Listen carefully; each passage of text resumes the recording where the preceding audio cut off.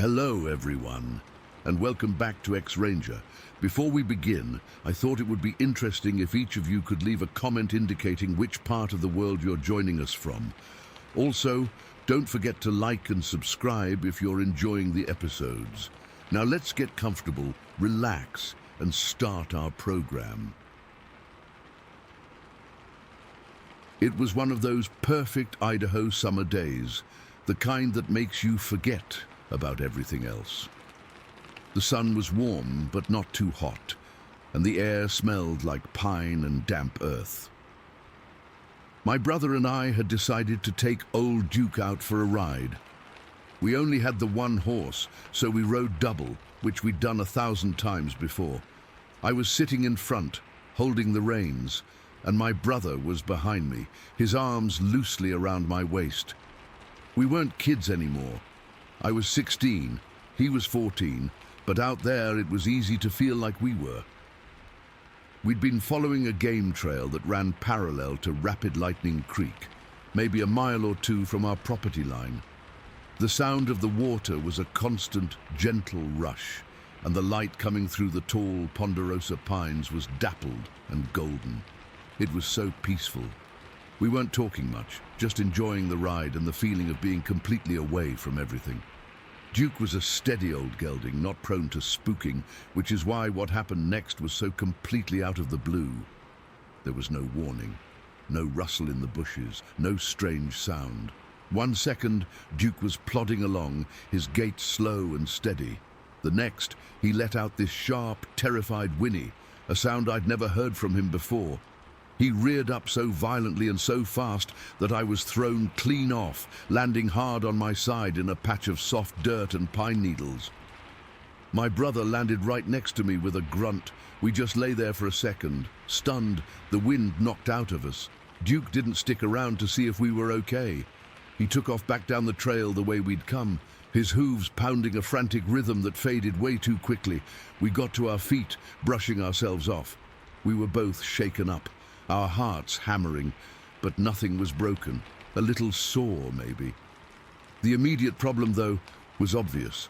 We were stranded. The house was a good 3-hour walk away, maybe more if we took it slow. We knew the general direction, and we had the creek to follow, so we weren't lost. Just inconvenienced and a little embarrassed, if I'm being honest. Getting thrown by a spooked horse felt like something that happened to greenhorns, not to us. So we started walking. We followed the creek because it was the easiest way. The ground was softer and the sound was a comfort.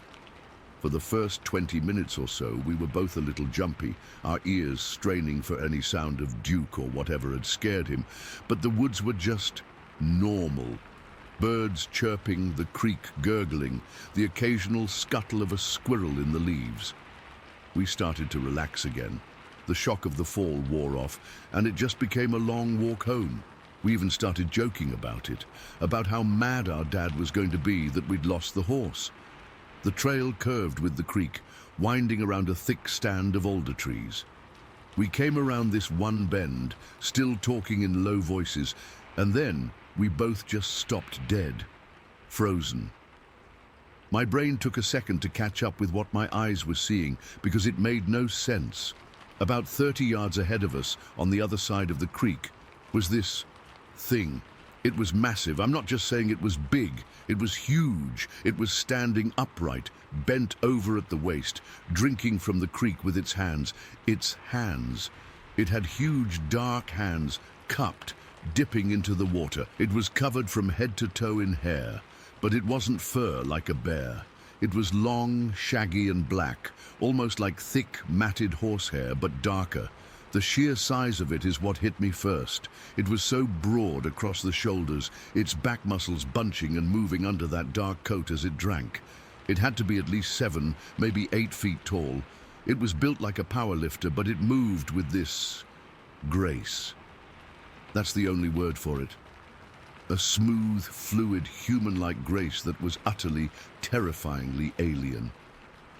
My brother and I didn't make a sound. We didn't even breathe. It was like every cell in my body just locked up. I could feel my brother's hand, which had been resting on my shoulder, clamp down so hard it hurt. but I couldn't even flinch. My heart wasn't just pounding, it felt like it was trying to tear its way out of my chest. My mouth went completely dry. The creature must have sensed us. It wasn't a noise we made. We were statues. It was just a shift in the air, a feeling. It stopped drinking, and then it straightened up. That was the most horrifying part. It uncoiled to its full height, slow and deliberate, and it was so much taller than I had even guessed.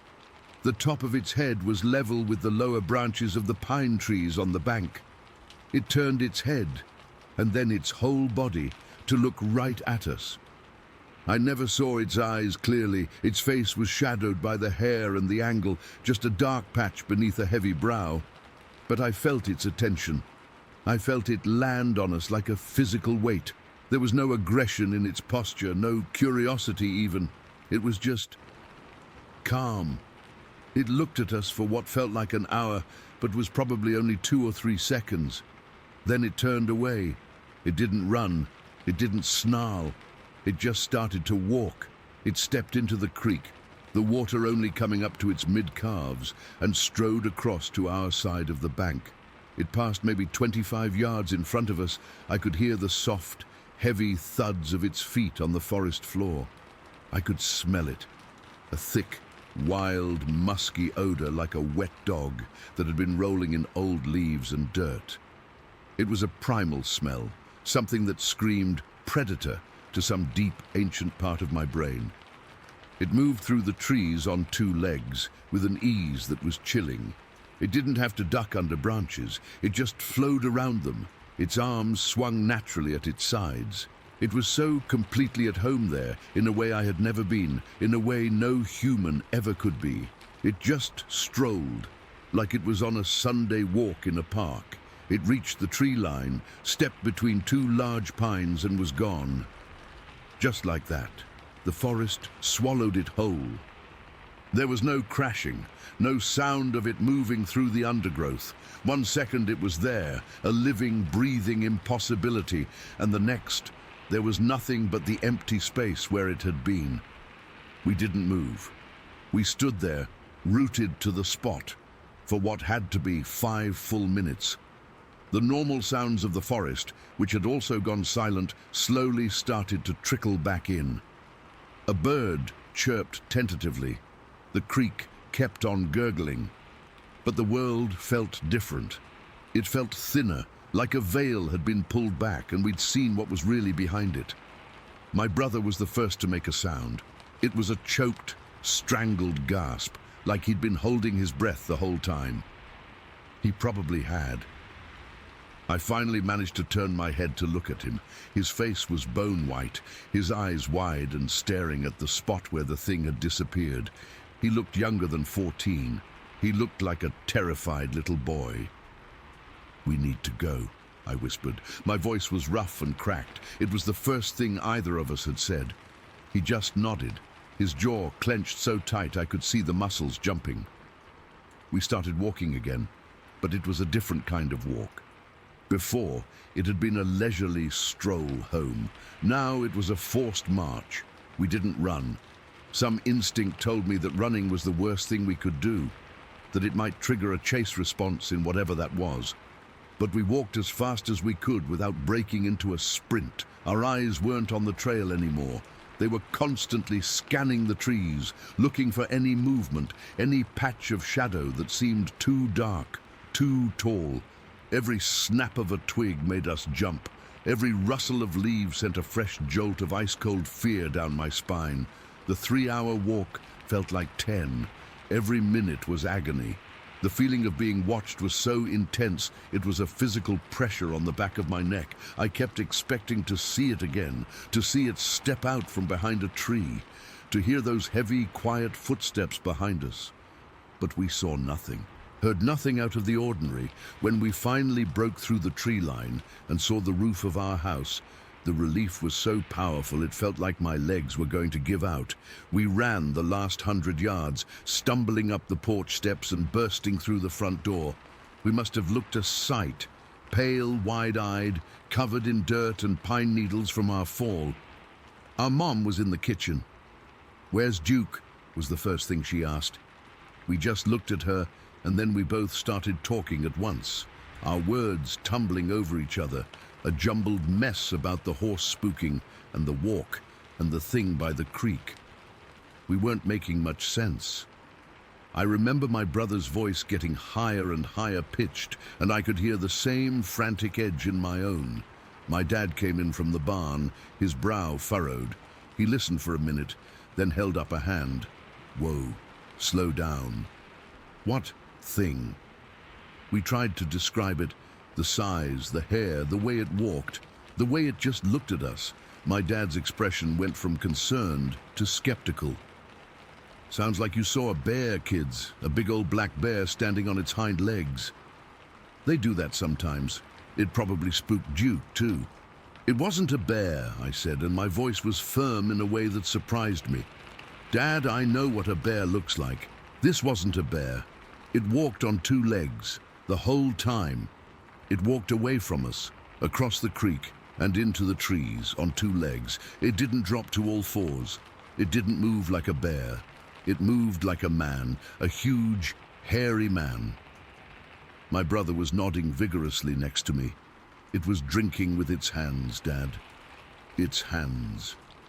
My dad and Mum exchanged a look. It was the look adults give each other when they think kids are letting their imaginations run wild. "You had a scare," my dad said, his voice softer now. "You got thrown, you were shook up. Your minds can play tricks on you out in the woods." We argued for a little while longer, but we could see we weren't getting through. The story, in the bright, safe light of our kitchen, sounded insane even to me, but I knew what I saw. My brother knew what he saw.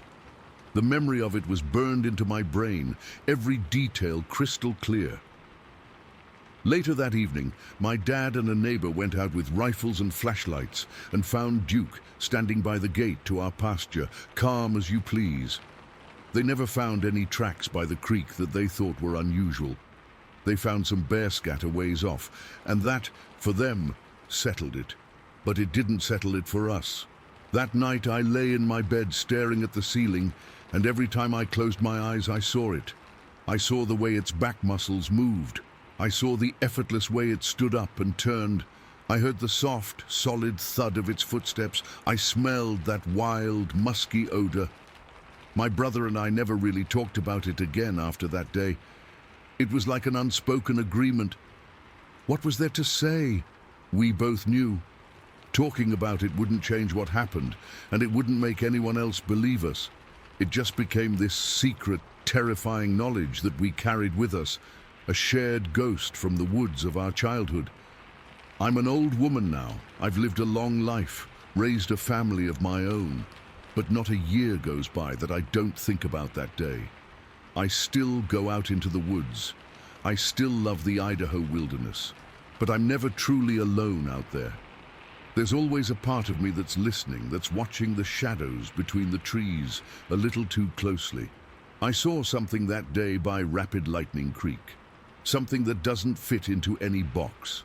Something that science and common sense say shouldn't exist. And the most chilling part, the part that has haunted me for decades, isn't the fear I felt in that moment. It's the calm, unhurried way it just walked away from us, like we were nothing more than a minor interruption in its day. It knew we were there, and it simply did not care. It left us standing there, two scared kids with a mystery that we would take to our graves. And sometimes on a quiet night when the wind is just right, I can still close my eyes and smell that wet dog primal smell and feel that same ice-cold terror locking my joints. And I know, with a certainty that goes deeper than bone, that we were in the presence of something old, something wild, and something we were never meant to see. Story 2. I remember grabbing this big flashlight we had, one of those heavy metal ones with the big batteries that felt like it weighed a ton in my small hands. The beam was bright, but it only cut through so much of the darkness. Outside, the night was thick and humid, the kind of air that sticks to your skin and makes you feel like you're wading through soup. Crickets were chirping, but it was quieter than usual, like even the insects were holding their breath after the storm. I started walking, trying to be calm about it. I wasn't really scared at first. I was used to the area, and I figured I'd just get the ice and come back. My shoes crunched on the gravel at the edge of the road, and I kept the flashlight beam aimed ahead, sweeping it back and forth a little, just to make sure I didn't trip over anything. The trailer was behind me, and I could still see the faint glow of a kerosene lamp through the window, but it faded fast as I walked further. The road was narrow, lined with trees on both sides, their branches all tangled and broken from the hurricane. Some of them looked like skeletons reaching out, and I tried not to think about that. I focused on the sound of my own breathing and the steady thump of my heart. It was one of those nights where every little noise seemed amplified, a leaf rustling, a twig snapping somewhere off in the woods. But I kept telling myself it was just animals, maybe a raccoon or something, nothing to worry about. Then I heard the dogs. There was a house about halfway between our trailer and the store, set back from the road with a big yard, and they had a couple of dogs that usually barked if anyone passed by. But this was different. It wasn't just barking, it was frantic, like they were losing their minds. High-pitched, panicked yelps and growls, the kind that make the hair on your arm stand up. I stopped walking and shone the flashlight toward the house. The beam cut through the darkness, and for a second, I didn't see anything unusual, just the outline of the house, the shadows of trees swaying a little in the breeze. But then something moved. From behind the house, this enormous figure came running out, and I mean running upright, on two legs, like a person. But it was way too big to be a person. It was fast, really fast, and it was heading toward the trees on the other side of the yard. My heart just dropped into my stomach. I froze, my fingers tightening around the flashlight, and I kept the beam on it. The figure stopped suddenly, right at the edge of the trees, and turned to look at me. That's when I saw its eyes. They glowed red in the light, like two hot coals, and I felt this cold rush go through my whole body. It wasn't a reflection or anything. It was like they were lit from inside, and they were fixed right on me. Before I could even process what I was seeing, it charged. It covered what had to be 40 yards in what felt like a blink, just this blur of motion, and then it was right there, on the edge of the road, maybe 10 feet away from me. I was paralyzed. My legs felt like they were made of stone, and I couldn't move or scream or anything. I just stood there staring at it. It was over 7 feet tall, I'm sure of it, because it towered over me, and I'm not short for an 11-year-old. It was covered in dark brown hair, matted and thick, like it had been rolling in mud or something. The face was distorted, not human at all. The mouth was wide, with large teeth that looked too big for its head, and the skin around them was pulled back in a snarl. It let out this sound, a high-pitched growling roar that seemed to tear through the quiet night. It wasn't like any animal I'd ever heard, not a bear, not a dog, nothing. It was sharp and piercing, and it felt like it vibrated right through my bones. That sound broke whatever hold I had on myself, and I screamed. I don't even remember screaming, but I must have, because my throat hurt afterward. I turned and ran, stumbling and scrambling back toward the trailer. I didn't look back. I just ran, my feet slipping on the gravel, my heart pounding so hard I thought it would burst out of my chest. I was convinced it was chasing me. I could hear heavy footsteps behind me, or at least I thought I could, and every shadow felt like it was reaching for me.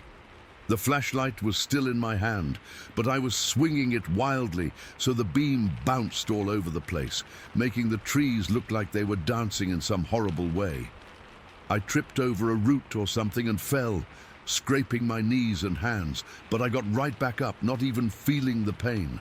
All I could think was that I had to get home, had to get inside where it was safe. The trailer seemed miles away, even though it was only a short distance. I kept expecting to feel a hand grab me from behind, or to hear that roar again, but I just kept running, my breath coming in ragged gasps. When I finally reached the trailer, I burst through the door, slamming it shut behind me. I was crying and shaking, and I couldn't get the words out at first. My parents were there, my mom sitting at the table and my dad standing by the window, and they both stared at me like I'd lost my mind. I tried to tell them what happened, but it came out in this jumbled mess. Something about a big thing with red eyes charging at me. My dad grabbed my shoulders and shook me a little, telling me to calm down, that it was probably just a bear or a dog that got spooked by the storm. But I knew it wasn't a bear. I'd seen bears before, out in the woods around here, and this was different.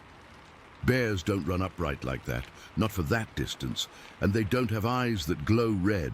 And the way it moved, it was too fast, too smooth, like it was built for speed. My face was streaked with tears and dirt, and my knees were bleeding from where I'd fallen, but my parents didn't seem to take it seriously. My mum gave me a hug and said I must have been imagining things, that the dark and the storm had me spooked. My dad just sighed and said we'd check it out in the morning. The next day, my dad and my uncle went out to look around. They searched the area where I'd seen the thing, near that house with the dogs. The dogs were quiet by then, just lying in the yard, acting normal. They didn't find any tracks, no broken branches, or anything out of the ordinary.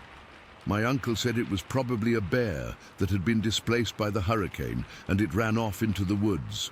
But I knew what I saw. I stood there with them, pointing to the spot where it had been, but there was nothing, no evidence, no proof, just my word against what they thought was reasonable. I never went back out alone at night after that. Even during the day, I'd get nervous walking down that road. The memory of those red eyes and that roar stayed with me, and sometimes I'd wake up in a cold sweat, dreaming about it. To this day, I can't explain what it was. It wasn't a bear. It wasn't a person in a costume. It was something else, something I can't forget. And every time I think about it, I get that same chill, like it's still out there, watching. Story 3. The sun was warm on my back, one of those perfect July afternoons where everything feels right in the world. We'd been planning this trip for months, just a simple weekend getaway to Cabin Creek with a couple of friends.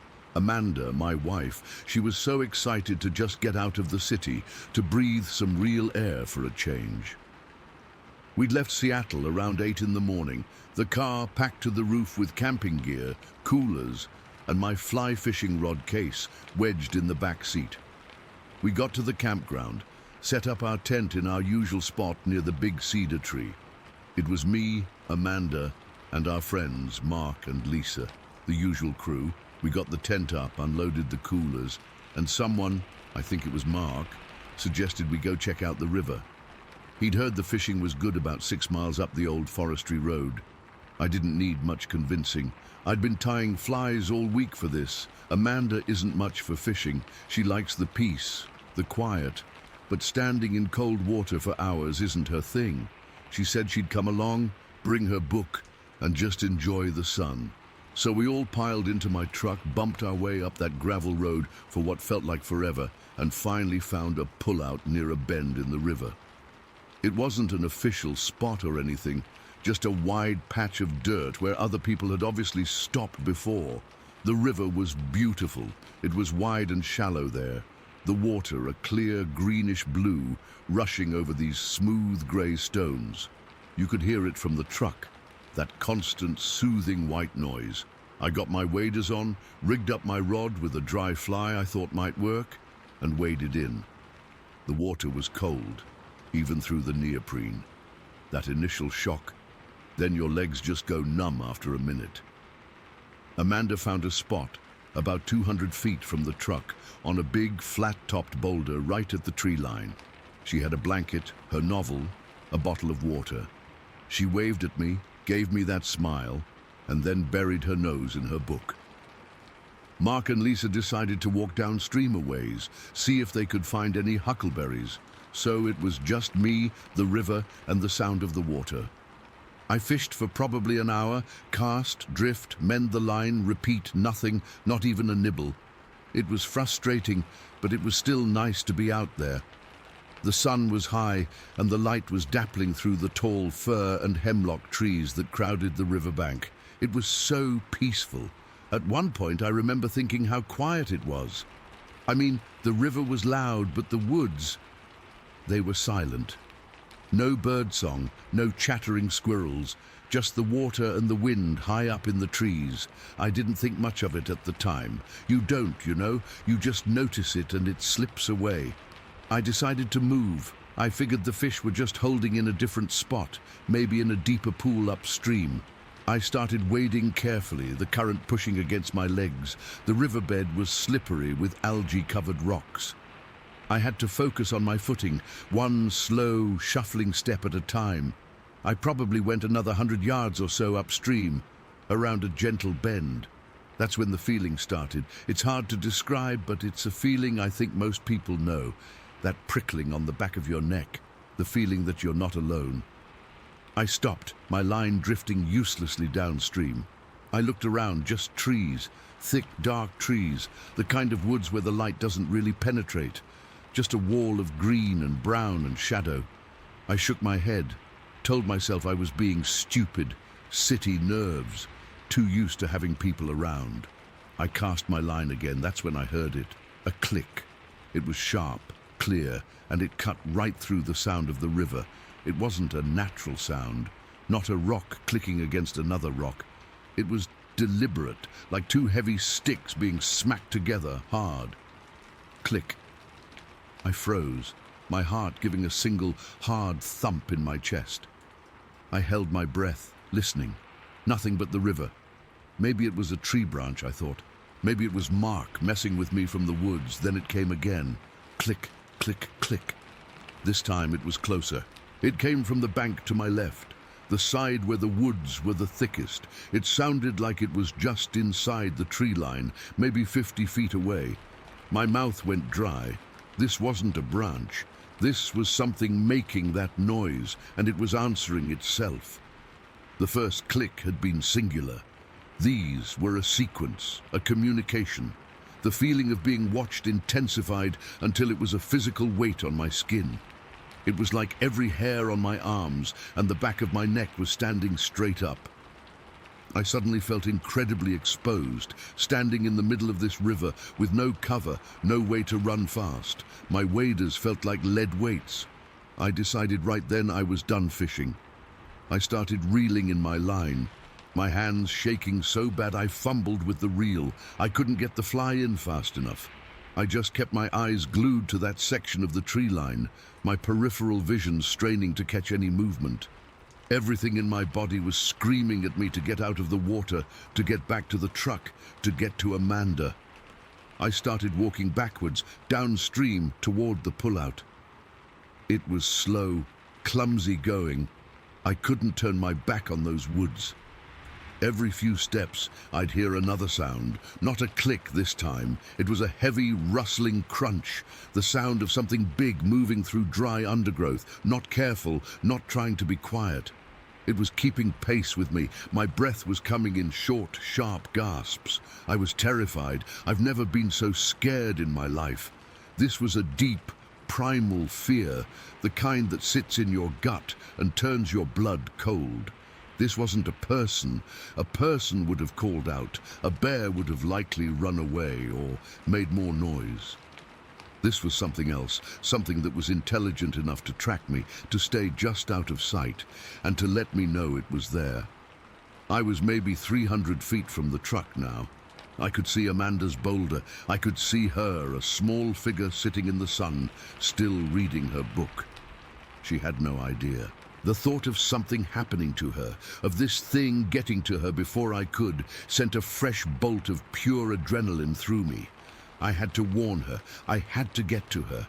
That's when all hell broke loose. From the woods, maybe 100 feet to my left and a bit behind me, there was an enormous, deafening crunch. It wasn't a branch breaking. It was the sound of a small tree being snapped in half. A sharp, explosive snap, followed by a heavy crashing thud. I didn't think, I just ran. I turned and I sprinted through the waist-deep water. It was like running in a nightmare. Every step was a fight against the current and the drag of the water. I was gasping, choking on air, my heart hammering against my ribs like it was trying to escape. I didn't look back, I just focused on Amanda. I could see her now, standing up on the boulder, her book dropped at her feet, her hand shading her eyes as she looked toward me. She could see I was running. I finally stumbled out of the river, my waders sloshing, my boots slipping on the loose stones of the bank. I scrambled up the short, steep embankment onto the flat, grassy area where we'd parked. I risked one glance over my shoulder, and I saw it. It was about 300 feet away, where I'd just been. It was coming out of the tree line. It was huge, impossibly huge. It had to be at least 8 feet tall. It was built like a man, but a man made of solid muscle and covered in dark brown, almost black hair. It wasn't shaggy like a bear. It was shorter, denser. It had massive, broad shoulders, and its head seemed to sit directly on them, with no visible neck. Its arms were long, swinging at its sides as it moved. It wasn't running after me. It was just standing there for a second, looking right at me, and then it moved. It turned, and it ran up the hill away from the river. It didn't run like a man. It was a loping, powerful, ground-eating gait. It was fast, unbelievably fast. It moved up that steep, wooded hillside like it was nothing, like the slope wasn't even there. It was covering ground in these huge, bounding strides. My brain, trying to make sense of it, started doing the math. It was about 300 feet up that hill in maybe 25 seconds. I've seen Olympic sprinters. This was faster, and it was going uphill through dense forest. I stood there, frozen, my chest heaving, just staring at the spot where it had disappeared into the trees. My mind was blank, just white noise of pure terror. Then I heard Amanda scream my name. I whipped my head around. She was pointing up the hill, her face a mask of absolute horror. I followed her gaze. It was there, higher up, maybe 500 feet from us now. It had stopped. It was crouched on one knee on a rocky outcrop, partly hidden by a few saplings. It was just watching us. The posture was so human. One knee down, the other bent, its long arms resting on its thigh. It was perfectly still. I couldn't see its face clearly from that distance, but I could feel its gaze. It was studying us. That was the worst part. The intelligence in that stillness. It wasn't a confused animal. It knew what we were. It was observing us. We didn't say a word. We just moved. I ripped my waders off right there, my hands shaking so violently I could barely get the straps undone. I threw them in the back of the truck. Amanda was already in the passenger seat, locking the doors. I jumped in, fumbled the key into the ignition, and spun the truck around in a cloud of dust and gravel. I didn't care about the fishing rod I'd left on the bank. I didn't care about anything but putting as much distance between us and that thing as possible. We flew down that forestry road, the truck bouncing and skidding on the loose surface. We got back to the campground in what felt like 2 minutes. Mark and Lisa were there, starting a fire.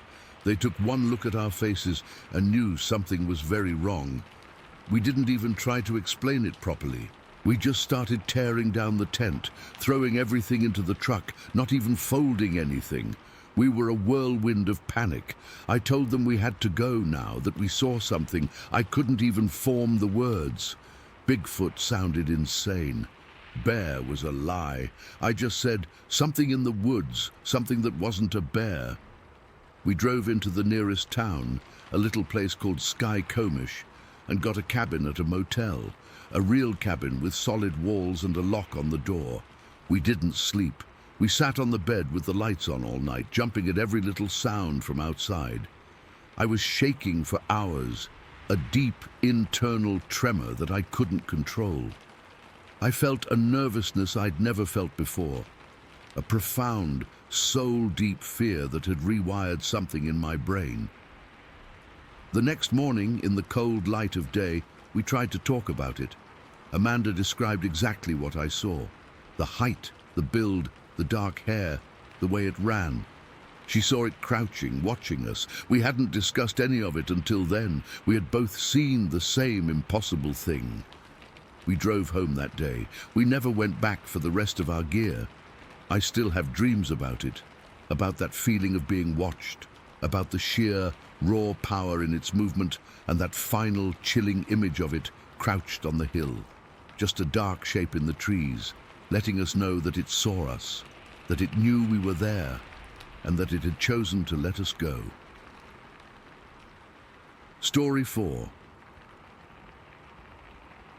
My dad was a big hunter. Still is, I guess, though he doesn't get out to the woods much anymore. But back then, it was his religion. Every season, we'd go out.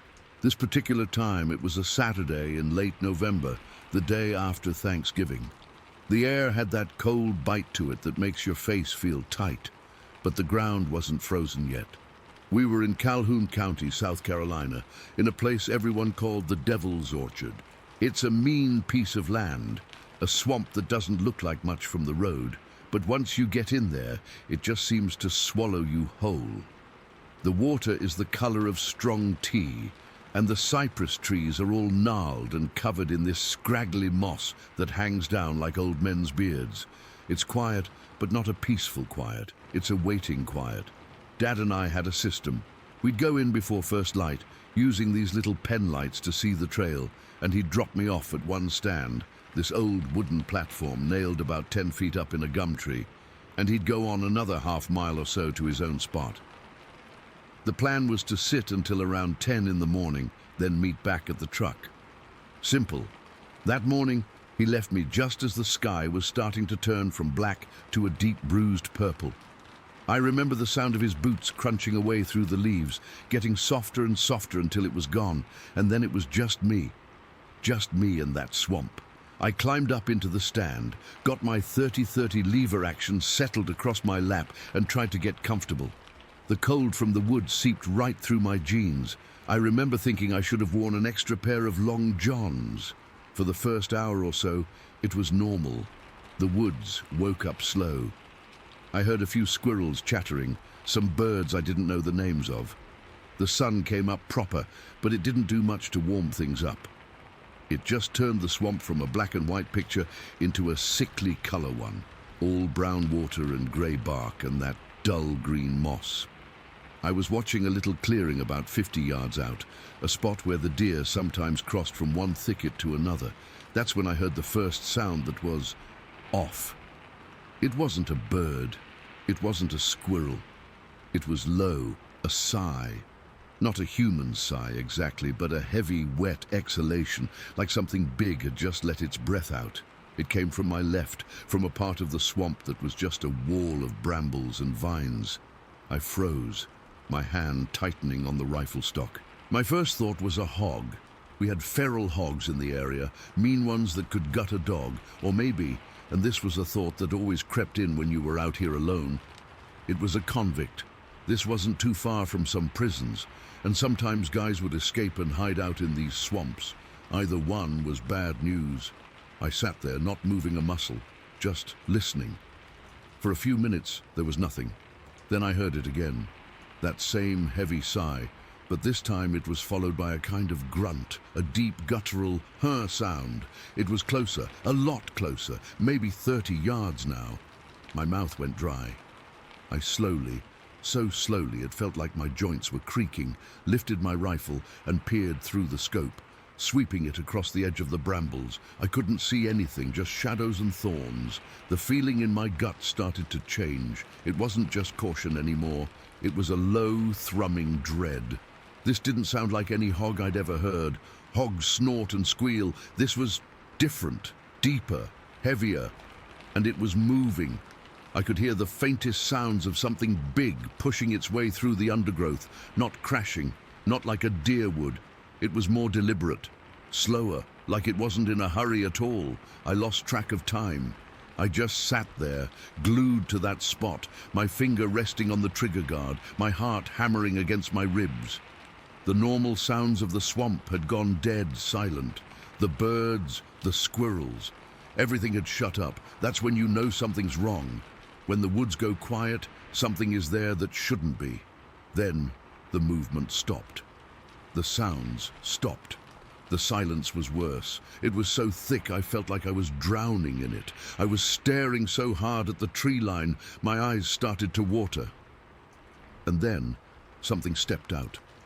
It came from behind a big cypress knee, just on the edge of the clearing. It wasn't 40 yards away, it was closer. Maybe 40 feet. My brain short-circuited. It just stopped working for a second, refusing to process what I was seeing. It was on 2 legs. That was the first thing that hit me.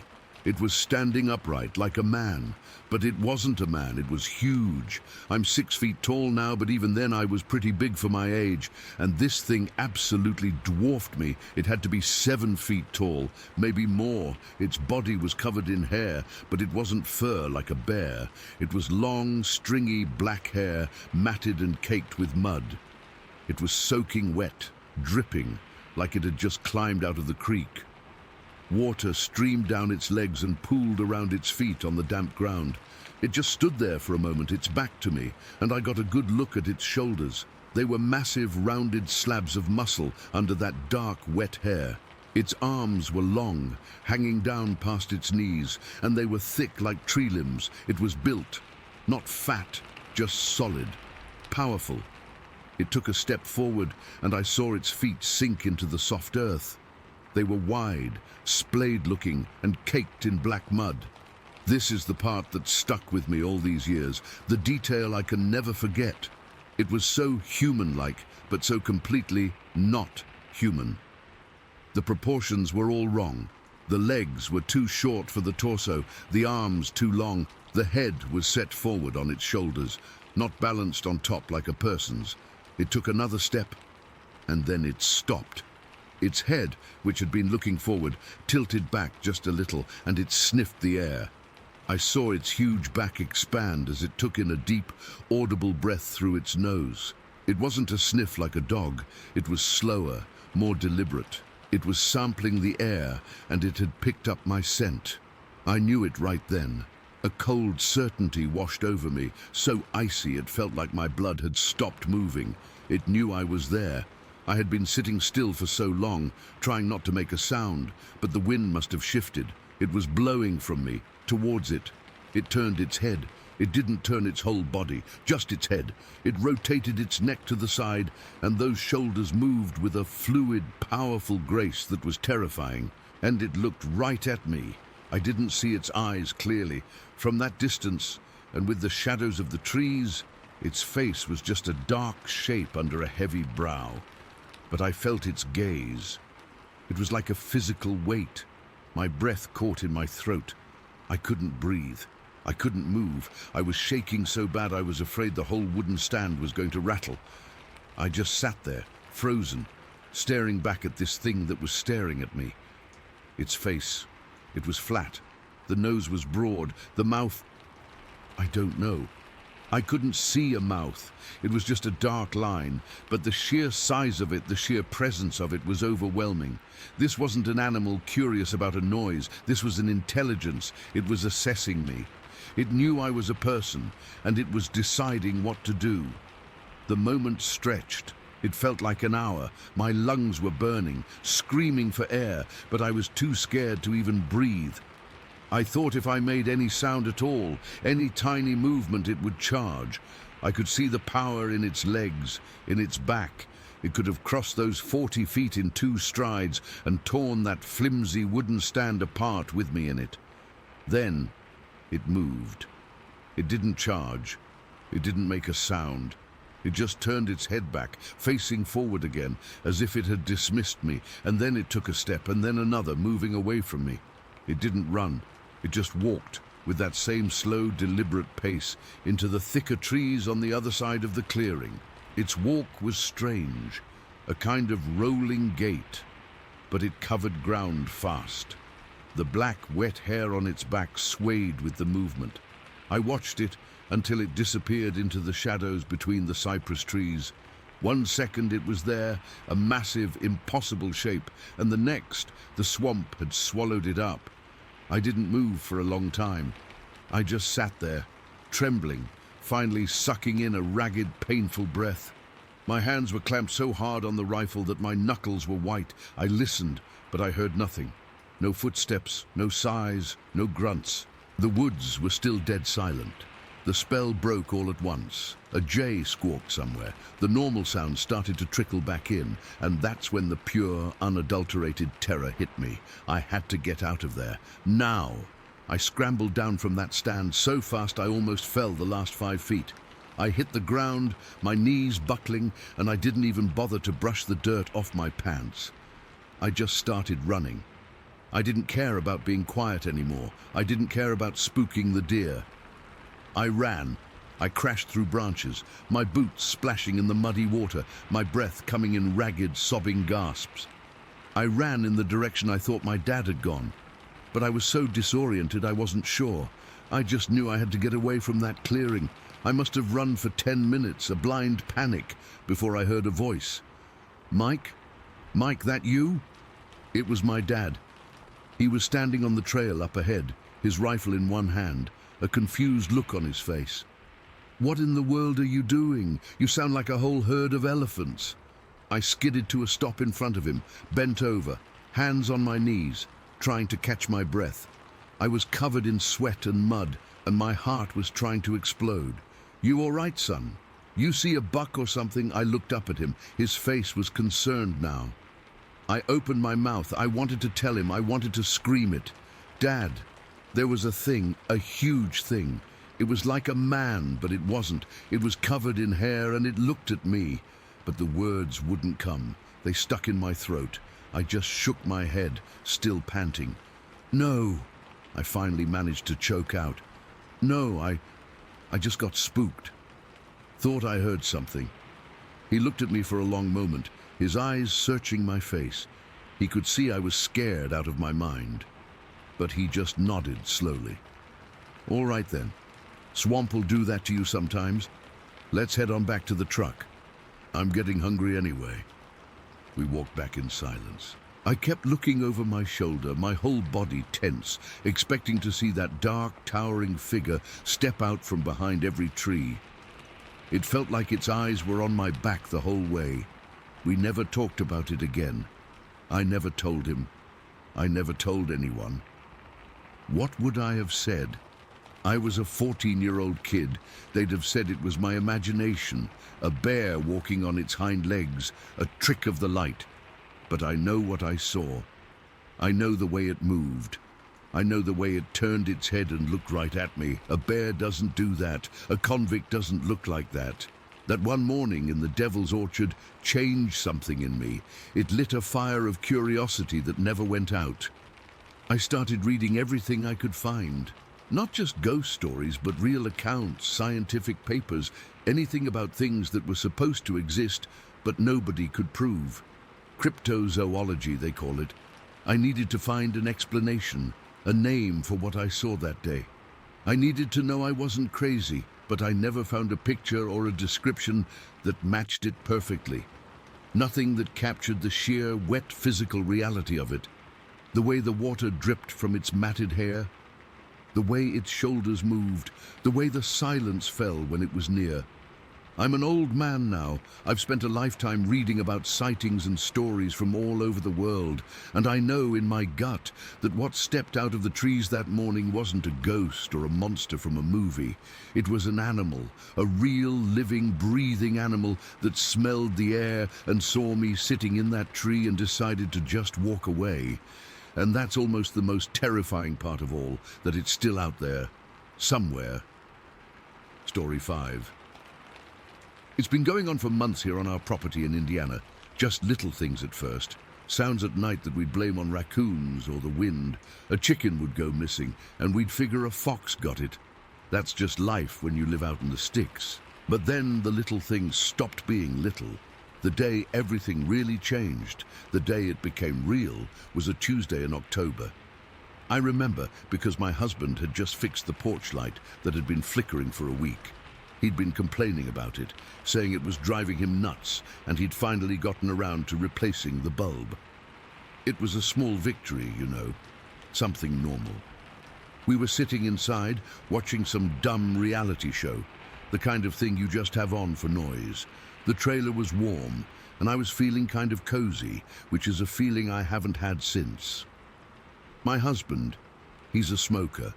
He's been trying to quit, but he still sneaks out for one every couple of hours, especially after dark. He says the cold air helps. That night he got up, stretched, and said he was going out for a smoke. I just nodded, not really paying attention. I heard the screen door squeak open and then slam shut behind him. It's one of those old doors that doesn't close right unless you really yank it. I kept watching TV for a minute, maybe two. Then I heard it. Not a scream, not a yell, but this sharp intake of breath, like all the air had been punched out of him. And then the sound of the screen door being thrown open so hard it hit the side of the trailer with a bang that made me jump. He came back inside. He wasn't running, but it was close. His face was the color of old milk. His eyes were wide, so wide I could see the white all around his irises. He just stood there in the middle of the living room, his chest heaving, staring at me but not really seeing me. "What?" I said, my own heart starting to thump. "What is it? A bear?" He just shook his head. His hands were shaking. He still had the unlit cigarette pinched between his fingers. He looked down at it like he didn't know what it was. "There's something out there," he whispered. His voice was rough, scraped raw. "What kind of something?" He took a few seconds to answer, like he was trying to find the right words, words that wouldn't make him sound crazy. "An animal. Standing up. On two legs." I felt a cold trickle go down my spine. "A person?" "No." He shook his head again, more forcefully this time. "No, it wasn't a person. It was covered in hair, like a big dog, a real big dog, but standing up straight." He walked over to the window and pointed, his finger trembling. It was right there, just walking past, from the woodpile towards the big oak. I got up and went to the window, pulling the curtain back just a little. The new porch light was on, casting a yellow circle on the dirt and grass. Beyond that, it was just deep, solid black, the kind of black that feels heavy. "How big?" I asked, my voice quiet. He held his hand up above his head. "Tall, real tall. 7 feet, maybe more." I was looking at the side of the trailer, you know, where the gutter is. It walked right past it, and I was judging its height against the roofline. Its head was above the bottom of the gutter. That's a detail that sticks with you. You don't make that up. You don't think to compare something's height to your gutter unless you're really there, trying to make sense of what you're seeing. We stood there for a long time, just staring out into the dark. Neither of us said anything. The TV was still chattering away in the background, some woman yelling about a wedding dress, and it felt so stupid and wrong. I finally went and turned it off. The silence that came after was worse. It was a listening silence. That's when we started hearing the other stuff. We'd heard noises before, but now, knowing what we were listening for, it was different. It was like a filter had been removed. About 20 minutes after he came back in, we heard a crack from the woods. It wasn't a branch snapping. It was louder, deeper, like someone was taking a baseball bat to a tree trunk. One solid thwack that echoed for a second and then just stopped. My husband flinched like he'd been hit. We both looked at each other, and I knew we were thinking the same thing. That was no falling branch. Then came the whistles. I've heard a lot of animal sounds living out here my whole life. Coyotes, owls, foxes. This wasn't any of them.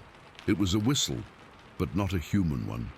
It was lower, wetter sounding, like it was coming from a much bigger chest. It would come from one direction, and then a few minutes later, an answer would come from another spot, further away. It felt like a conversation about us. We didn't sleep that night. We sat in the living room with all the lights on. I held a kitchen knife, which I know is stupid, but it made me feel a little better. My husband had his hunting rifle across his lap, but he didn't load it. He just held it. We listened. That was the whole night. Listening. The footsteps started around 2 in the morning. Heavy, slow footsteps circling the trailer. crunch, crunch, crunch. On the gravel path we have around the side, you could hear the weight in them. It wasn't the light skittering sound of a deer or a raccoon. This was something heavy, something that planted its feet. It would walk from one end of the trailer to the other, pause for a long time, and then walk back. We could feel the vibration through the floor. I remember pressing my back against the wall, trying to make myself small. My mouth was so dry, I could feel my heartbeat in my throat. My husband had his finger on the safety of the rifle, his knuckles white. We just sat there, frozen, while this thing walked around our home, our flimsy tin can home that suddenly felt like it was made of paper. It knew we were in here. I'm sure of it. It was letting us know it was out there. The worst part was the smell.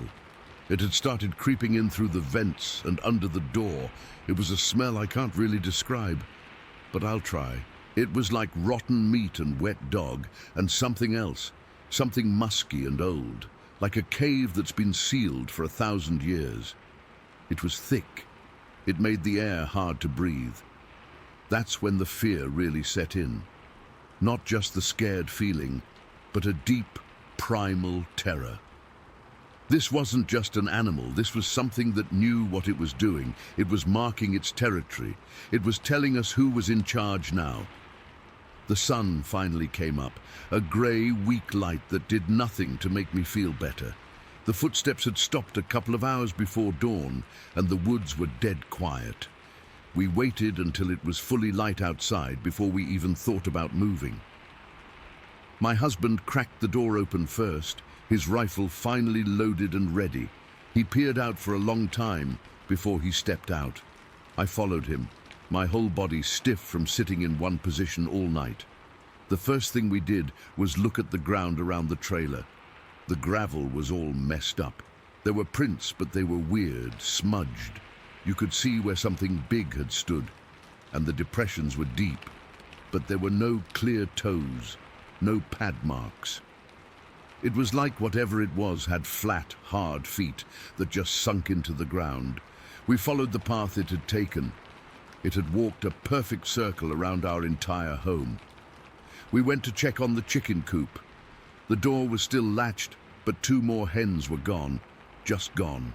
No feathers, no blood, no sign of a struggle. It was like they had been plucked right out of the coop without anything else being disturbed, and that's when I saw it. Sitting right in the middle of the empty chicken run, clean as you please, was a little red rubber ball. My son's ball. He'd lost it months ago, back in the summer. We'd looked everywhere for it and finally just figured it had rolled off into the woods. I felt my blood run cold. That ball, that damn ball. It had been showing up for weeks. Before any of this other stuff got really bad, I'd find it on the porch step in the morning. Then a few days later, it would be on the hood of my car. I'd throw it back into the woods, thinking a kid or an animal was playing a prank, and the next day, it would be on the woodpile. I'd stopped mentioning it to my husband because I felt stupid. But now, seeing it there, in the place where 2 of our chickens had just vanished, it felt like a message, a sick, playful message. I didn't touch it, I just stared at it. My husband came over and saw it, and his face just fell. He didn't say anything, he didn't have to. We spent the rest of the day in a daze. We tried to act normal, to do chores, but we were both jumping at every little sound. The woods, which had always been my peaceful place, now felt like a wall hiding something. Every shadow between the trees looked like it was moving. As evening started to creep in again, the fear came back with it. It was a physical weight settling on my shoulders. The sun went down, and the darkness felt like it was pressing against the windows. We heard the tree cracks again, closer this time. The whistles started up, sounding almost excited. We locked all the doors and windows, even though we knew it wouldn't matter. If that thing wanted to get in, a flimsy trailer lock wasn't going to stop it. We were sitting at the kitchen table, not talking, just waiting, when we heard the footsteps on the porch. They were heavier than the ones from the night before. Thump, thump, thump. It walked the length of the porch and then stopped right outside the front door. The whole trailer went silent. I could hear the blood roaring in my ears. My husband had the rifle pointed at the door, his breathing shallow. I was holding my breath. Then the doorknob jiggled. It was a slow, deliberate turn, just a little, just enough to test it. Then it stopped. We didn't move. We didn't breathe. A shadow passed in front of the window next to the door, blocking out the little bit of moonlight. It was huge. It filled the whole window frame. And then the smell hit us again, that awful, suffocating stench of rot and musk, so strong it made my eyes water. It stood there. For what felt like an hour, it just stood there on our porch. I could feel its presence, a kind of pressure in the air. I could hear a low rumbling sound, almost like a purr, but deep and guttural, vibrating through the door. And then, as suddenly as it came, the shadow was gone. The pressure lifted. The smell began to slowly fade. We stayed like that, frozen at the table, for a long time after. We didn't hear it walk away. It was just gone. When I finally found the courage to look out the window, the porch was empty. But sitting right in the middle of the welcome mat was the little red ball. I've never believed in Bigfoot. I thought it was a joke, a story for TV. But I believe in what's out there now. I don't know what it is. I don't know what it wants. But it's here. It's been here for months. And after that night, after it stood on my porch and turned my doorknob, I know it's not just passing through. This is its place now, and we're just living in it. The ball was gone the next morning. Story 6. So, I've been sitting on this for a while, and I guess I finally need to get it out there. I've never been one to believe in all that supernatural stuff, you know? Bigfoot, ghosts, whatever. It always seemed like nonsense made up for TV. But what happened that one morning? It changed everything for me. I still get chills thinking about it, and my hands are shaking even now as I type this. I'm just a regular guy, part of a hunting club here in Georgia, and I love taking my boy out with me when I can. He was 8 years old at the time, full of energy and curiosity about the outdoors. I wanted to share that with him, teach him about patience and nature, all that dad stuff. But that day went sideways in a way I never could have imagined. It was early, real early. The sun was just starting to peek over the trees, casting this weak grey light that didn't do much to warm anything up. We were headed to a spot our club calls The Island, near Ball's Ferry. It's not a real island, not like you're thinking, more like a patch of high ground, surrounded by swamp and slow-moving water. You have to take an ATV to get there because the roads are too muddy for anything else, and even then, it's a bumpy ride. My son was bundled up in his little camo jacket, clutching his backpack like it was his lifeline. He'd been excited for days about this trip, asking me over and over if we'd see a deer or maybe a turkey. I told him we might, but hunting's about more than just bagging something. It's about being quiet, watching, learning the land. We parked the ATV at the edge of the clearing and hiked the rest of the way to the blind. The blind is just a simple wooden structure we built a few seasons back, tucked into a thicket of pines and oaks. It's got a roof and some benches, enough to keep you out of the rain and hidden from view. As we walked, I remember noticing how still everything was. Normally out there, you hear all kinds of things. Squirrels chattering, birds calling, the rustle of leaves as critters move around. But that morning, it was dead quiet. Not just quiet, but the kind of silence that feels heavy, like the air itself was holding its breath. My son noticed it too. He kept looking around, his eyes wide, and he whispered, "Dad, why isn't anything moving?" I shrugged it off at first, told him maybe the animals were still sleeping or something, but deep down I felt this knot forming in my stomach. We settled into the blind and I got our gear arranged. I had my rifle propped against the wall, a .3006 I've had for years, and my son had his little binoculars. We sat there for what felt like forever, just watching and waiting. The sun rose higher, but the light stayed dim because of the thick canopy overhead. The swamp around us was usually alive with noise, frogs croaking, water sloshing, but today it was like someone had hit a mute button. Even the mosquitoes weren't buzzing like they normally do. I tried to focus, scanning the trees for any movement, but my mind kept wandering to that uneasy feeling. It was like we were being watched. I've hunted for over 20 years, and I've had that feeling before, but never this intense. It was a prickling on the back of my neck, a sense that something was out there just beyond the trees, staring right at us. My son fidgeted beside me, and I could tell he was getting bored and maybe a little scared. He's a tough kid, but when things get too quiet, he gets nervous. After a couple of hours, with absolutely nothing, no deer, no birds, not even a squirrel, I started to think maybe we should call it. It was around 9:30 in the morning by then, and the silence was just weighing on us. I leaned over and whispered, "Hey buddy, what do you say we pack up and head back? Maybe we'll have better luck another day." He nodded quickly, relief washing over his face. I felt bad for cutting it short, but something about that place was putting me on edge. We gathered our things quietly, and I made sure to be extra careful with my rifle. I always unload it before we move, so I did that, sliding the bolt back to check the chamber. The click of the metal seemed way too loud in the stillness. We stepped out of the blind, and the feeling of being watched got even stronger. I found myself scanning the trees again, but there was nothing. Just those tall pines swaying slightly in a breeze I couldn't feel. The air was thick and humid, smelling of damp earth and decay from the swamp. My son stuck close to my side, his small hand gripping the edge of my jacket. We made our way back to the ATV, which was parked in a small clearing, about 100 yards from the blind. The clearing is maybe the size of a backyard, with tall grass and a few scattered pines. I usually like to secure the rifle on the ATV before we take off, so I don't have to worry about it bouncing around. As I was strapping it into the holder on the back, using a bungee cord to keep it snug, that's when it happened. Out of nowhere, this deep, booming sound erupted. It wasn't like anything I'd ever heard before.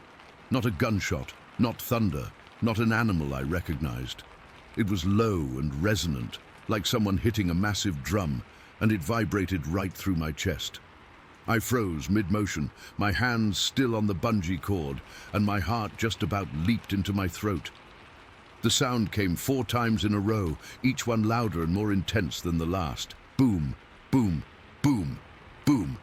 It felt like the ground was shaking, and the air around us seemed to thicken with the noise. I looked at my son, and his face was pure terror. His eyes were huge, and he was trembling, his knuckles white where he was holding onto the ATV. "Dad, what was that?" he whispered, his voice shaking. I didn't have an answer. My mind was racing, trying to place it. Maybe a tree falling or some kind of machinery. But we were miles from any roads or houses. This was deep in the swamp where the only sounds should be nature. Then, as the last boom faded, I saw it. Through the trees on the far side of the clearing, the pine trees started swaying. Not like in the wind. This was different. They were moving in a way that suggested something big was pushing through them. I'm talking about full-grown pines, maybe 30, 40 feet tall, bending and shaking like something massive was barreling through the underbrush. There was no wind that day. I checked earlier and the air was dead calm, but those trees were whipping back and forth, and I could hear the crunch of branches and the rustle of leaves, like something was stomping through there. Fear shot through me like a bolt of electricity. Every instinct I had was screaming at me to get out of there. I didn't even think. I just acted. I shoved the rifle the rest of the way into the holder, not even bothering to make sure it was secure, and I grabbed my son. "Get on! Now!" I said, my voice tight with panic. He scrambled onto the ATV behind me, clinging to my waist so hard I could feel his fingers digging into my sides. I turned the key and the engine roared to life, a sound that normally would have been loud, but now it felt pitiful compared to what we'd just heard. I gunned it, spinning the wheels in the mud as we shot out of that clearing. I didn't look back. I just focused on the path ahead, weaving through the trees as fast as I dared. The ATV bounced over roots and ruts, and I could hear my son crying softly behind me, his face buried in my back. My own heart was pounding so hard I thought it might burst out of my chest. I kept expecting to hear something chasing us, but all I could hear was the engine and the wind whipping past. The ride back to the main road felt like it took forever, but it was probably only 10 or 15 minutes. The whole time, my mind was replaying those booms and the sight of those trees swaying. What the hell was that? It had to be big, whatever it was. Big enough to shake trees like that. I've seen bears out there, but even a black bear wouldn't make a sound like that or move trees that way. This was something else, something I couldn't explain. When we finally hit the gravel road that leads back to camp, I slowed down a bit, but I didn't stop until we were safely in the parking area. I killed the engine, and for a moment, we just sat there, both of us breathing heavily. My son was still shaking, and I put an arm around him, pulling him close. "It's okay, we're safe now," I said, but I wasn't sure I believed it myself. My hands were trembling so bad I could barely unstrap the rifle from the ATV. We got out and I led him inside the clubhouse, which was empty except for a couple of guys drinking coffee. They took one look at us and knew something was wrong. I must have been pale as a ghost, and my son was clinging to me like he was afraid to let go. I didn't want to scare him more, so I tried to play it cool, but one of the older members, a guy named Joe, who's been hunting these woods for 50 years, came over and asked what happened. I started telling him about the silence, the feeling of being watched, and then the booms and the trees. As I spoke, my voice wavered, and I had to stop a couple of times to catch my breath. Joe listened quietly, his expression growing serious. When I finished, he nodded slowly and said he'd heard something similar years ago, back in the 70s. He didn't call it Bigfoot or anything, just said it was a wood booger or something like that, a local term for whatever makes those sounds. He told me about a time he was out trapping and heard the same kind of booming, saw trees moving like something huge was passing through. He never saw what it was, but he said it scared him so bad he didn't go back to that spot for years. Hearing that from someone like Joe, who's as level-headed as they come, made my skin crawl. It wasn't just me, others had experienced this too. But at the time, I was still in shock, and all I could think about was getting my son home and calming him down. We drove back in silence, and I spent the rest of the day trying to shake off the fear. Every little noise made me jump, and I kept looking out the windows, half expecting to see something in the trees. That night, I barely slept. I kept replaying it all in my head. The silence, the booms, the trees. What if we'd stayed longer? What if whatever it was had gotten closer? I've never felt so vulnerable, not even when I've had close calls with bears or hogs. This was different, like we'd stumbled into something that wasn't meant for us to see. Years have passed since then, and my son is 16 now. We don't talk about it much, but it's always there, hanging between us. A while back we were watching videos online, and he pulled up one of those Bigfoot compilation things. I usually roll my eyes at that stuff, but then we heard it. A recording of a sound from some woods in Oregon. It was the exact same booming noise, 4 times in a row, just like what we heard. The description called it a Sasquatch vocalization, and listening to it, I felt that same cold dread wash over me. My son looked at me, and I could see in his eyes that he remembered too. He didn't say anything, but he didn't have to. That's when it really hit me. Maybe all those stories aren't just stories. Maybe there is something out there in those deep woods, something we don't understand. I'm still not a believer in all the crazy theories, but I can't deny what happened to us that day. It's stuck with me, and I doubt I'll ever forget it. Every time I go hunting now, I'm extra cautious, and I avoid that island spot like the plague. Whatever it was, it changed how I see the world, and I'm just glad we got out of there when we did. I still don't have any answers, and that's the scariest part. Story 7. It was early March, the kind of time of year where you think winter's finally over, but it still bites you if you let your guard down. The air had that damp, cold smell, like wet leaves and thawing earth. My buddy and I decided to camp out on my uncle's property. He's got a bunch of wooded land out past the edge of town, the kind of place that feels miles from everything, even though it's not. We'd done it before, but never this early in the year. There was still a chill that got right into your bones if you stood still too long. We picked a spot in a clearing not far from an old, collapsed stone well. I'd always hated that well. Even in the middle of the day with the sun out, that clearing felt off. It was too quiet, or the shadows were wrong, I don't know. I could never put my finger on it, but the feeling was always there, a low hum of unease. We set up the tent about 20 feet from it, the old stones looking like a rotten tooth sticking out of the ground.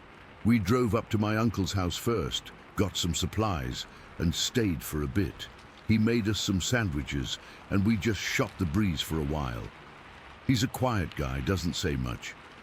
But he's got this way of looking at you that makes you feel like he knows things he isn't saying. We told him we were camping down by the well, and he just nodded slowly, his eyes kind of distant. He didn't tell us not to, but he didn't seem thrilled about it either. We left his place around 6:30, just as the sun was starting to really dip, casting long, skinny shadows through the trees. By the time we got the fire going, it was properly dark. Not city dark, but deep woods dark, where the blackness feels like a physical thing pressing in around the little circle of light from the flames. We sat on logs we'd dragged over, just talking about nothing. Work, TV shows, the same dumb stuff we always talked about. The fire was warm on my face, but my back was cold. I remember pulling my jacket tighter, the nylon rustling loudly in the quiet. The woods were dead silent, not a single cricket, no owls, nothing. I remember thinking that was weird, but I didn't say anything.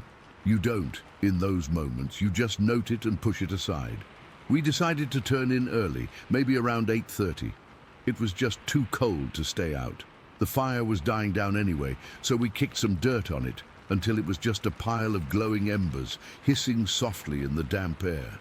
We crawled into the tent, zipped it up, and got into our sleeping bags. The cold of the ground seeped up through the foam pads, a deep, persistent chill. I could hear my friend shifting around, trying to get comfortable, and then his breathing evened out into the light snores I was used to. I don't know how long I was out. An hour, maybe 2. It couldn't have been too long, because when I woke up, it wasn't from a deep sleep. It was a sudden, jarring wake-up, like a switch had been flipped in my brain. There was no sound that did it. It was the absence of sound. The complete, total silence was gone. And then I felt my friend's hand on my arm, gripping it tight. "Hey," he whispered, and his voice was thin, stretched tight with fear. "Hey, listen." I was still groggy, my mind clogged with sleep. I started to say, "What?" But his hand squeezed harder, a silent plea to shut up. So I lay there, frozen, and I listened. At first, there was nothing, just the thumping of my own heart in my ears. Then I heard it, a soft, crunching sound, like someone was carefully placing their feet on the carpet of dead leaves and twigs that covered the forest floor. It was close, too close. I'd say 40, maybe 50 feet away, just at the edge of the tree line, where the darkness became absolute. My breath hitched in my throat. I felt my whole body go rigid. My friend's grip on my arm was so tight it was cutting off my circulation. But I didn't shake him off.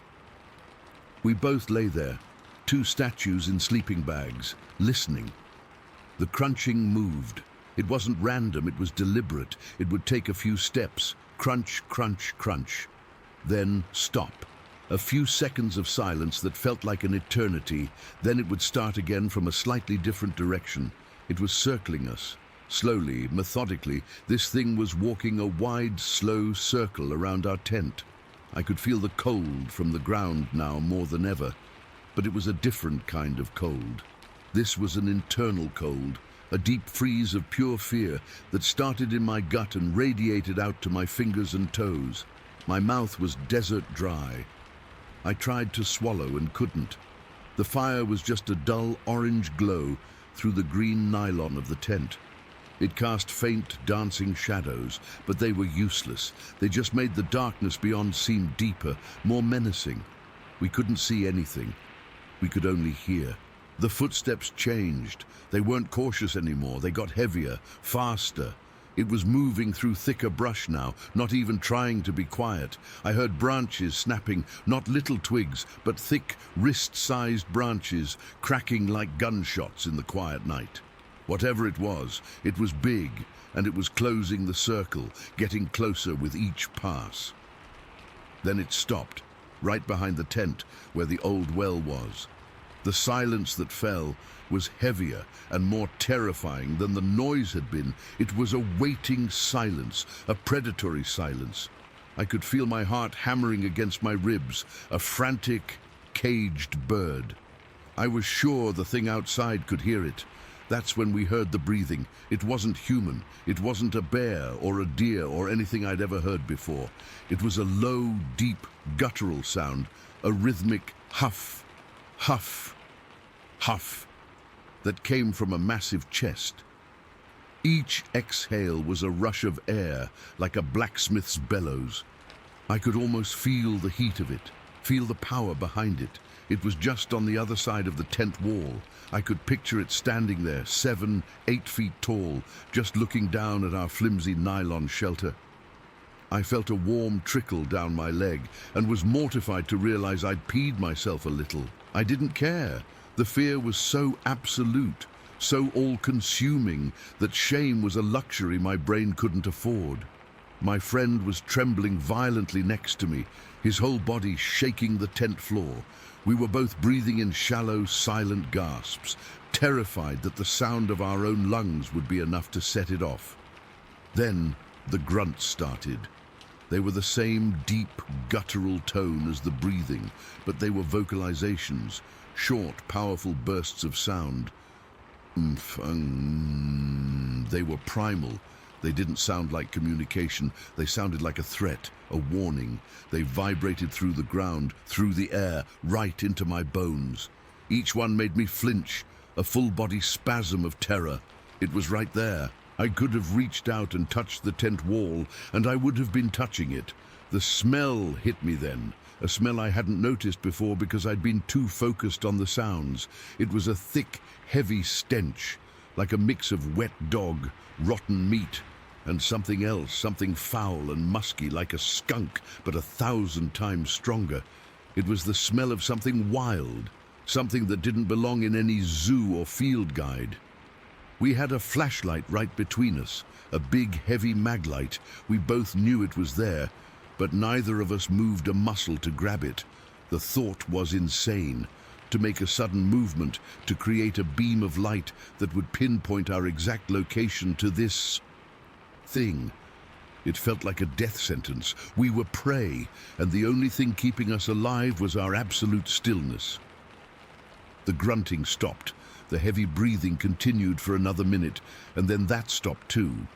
For a long moment, there was nothing, just the pounding in my ears and the suffocating stench. Then we heard it move. It wasn't the careful circling from before. It turned and crashed away from the tent, downhill. It wasn't running. It was just moving with a powerful, unstoppable gait, smashing through the underbrush like it wasn't even there. The sound of its passage was immense, a wave of destruction receding into the distance. I heard it hit the creek at the bottom of the hill, a huge splash, and then the sounds grew fainter and fainter until they were swallowed by the night. The silence returned, but it was different now. It was a shocked, violated silence. We didn't move, we didn't speak, we just lay there, huddled in our sleeping bags, shivering from cold and adrenaline. I don't know how long it was. An hour? 2? The faint glow of the embers outside died completely, plunging us into utter blackness. My mind was racing, replaying every sound, every second. The circling, the breathing, those grunts, that smell. I kept expecting to hear it come back, to feel its hot breath on the tent again. We stayed like that until the first hint of grey light began to filter through the tent fabric. It was the longest night of my life. Every creak of a tree, every rustle of a leaf sent a fresh jolt of terror through me. We were exhausted, but sleep was impossible. We were wired, our nerves completely shot. As soon as it was light enough to see, we moved. We didn't talk. We just worked. We scrambled out of the tent, our muscles stiff and aching. We didn't even bother to roll up our sleeping bags properly. We just yanked them out, stuffed them into our packs, and tore down the tent in a frantic, clumsy hurry. We kept glancing at the tree line, expecting to see some huge, dark shape watching us. The woods were silent again, the normal morning birdsong completely absent. We threw everything into the back of the truck and got out of there. We didn't look back. When we pulled up to my uncle's house, the sun was fully up. He was on his porch drinking coffee, and he took one look at us and knew. Our faces were pale, our eyes wide and haunted. We were covered in dirt and pine needles, shaking. We stumbled out of the truck and started talking over each other, our words tumbling out in a rushed, panicked jumble about the sounds, the circling, the breathing, the grunts. He listened quietly, his face grim. He didn't interrupt. He didn't laugh. He didn't tell us we were imagining things. When we were done, he just set his coffee mug down and said, "Show me." We didn't want to go back. God, we didn't want to. But we got in his truck, the three of us, and drove back down to the clearing. In the daylight, it looked harmless. Just a sunny clearing in the woods with an old, crumbling well. The fire pit was cold. Our tent site was just a flattened patch of grass. We walked the perimeter, our eyes scanning the ground, looking for anything. A footprint, broken branches, hair caught on bark. Nothing. The ground was soft and wet from the thaw, perfect for holding a print, but there was nothing. No tracks, no sign that anything larger than a squirrel had been through there. It was like it had never happened, like the whole terrifying night had been a shared hallucination. My uncle stood by the well, his hands in his pockets, looking out at the woods. He was quiet for a long time. Then he turned to us, and his expression was serious. "Don't camp down here alone again," he said. That was it. He didn't offer an explanation. He didn't say it was a bear or a moose. He just gave us that warning, and the way he said it, with such quiet certainty, was more frightening than anything. It meant he believed us, and it meant he knew, or at least suspected, what it was. We drove back to his house in silence. My friend and I went home that afternoon. We didn't talk much about it then, and we don't talk about it now. It's just this thing that sits between us, this shared, unspoken horror. But I think about it all the time. I lie awake at night sometimes, and I hear those grunts again. I smell that foul, musky stench. I think about how it circled us, how it knew we were in there, how it decided to let us live. My uncle never said the word, but it's always there. In the back of my mind, a thought I can't ever shake loose. The thought that we didn't just hear some random animal. The thought that we were visited by something that shouldn't exist. Something old and wild and far more intelligent than anyone wants to believe. And the most chilling part, the part that haunts me to this day, is that we didn't find a single trace of it.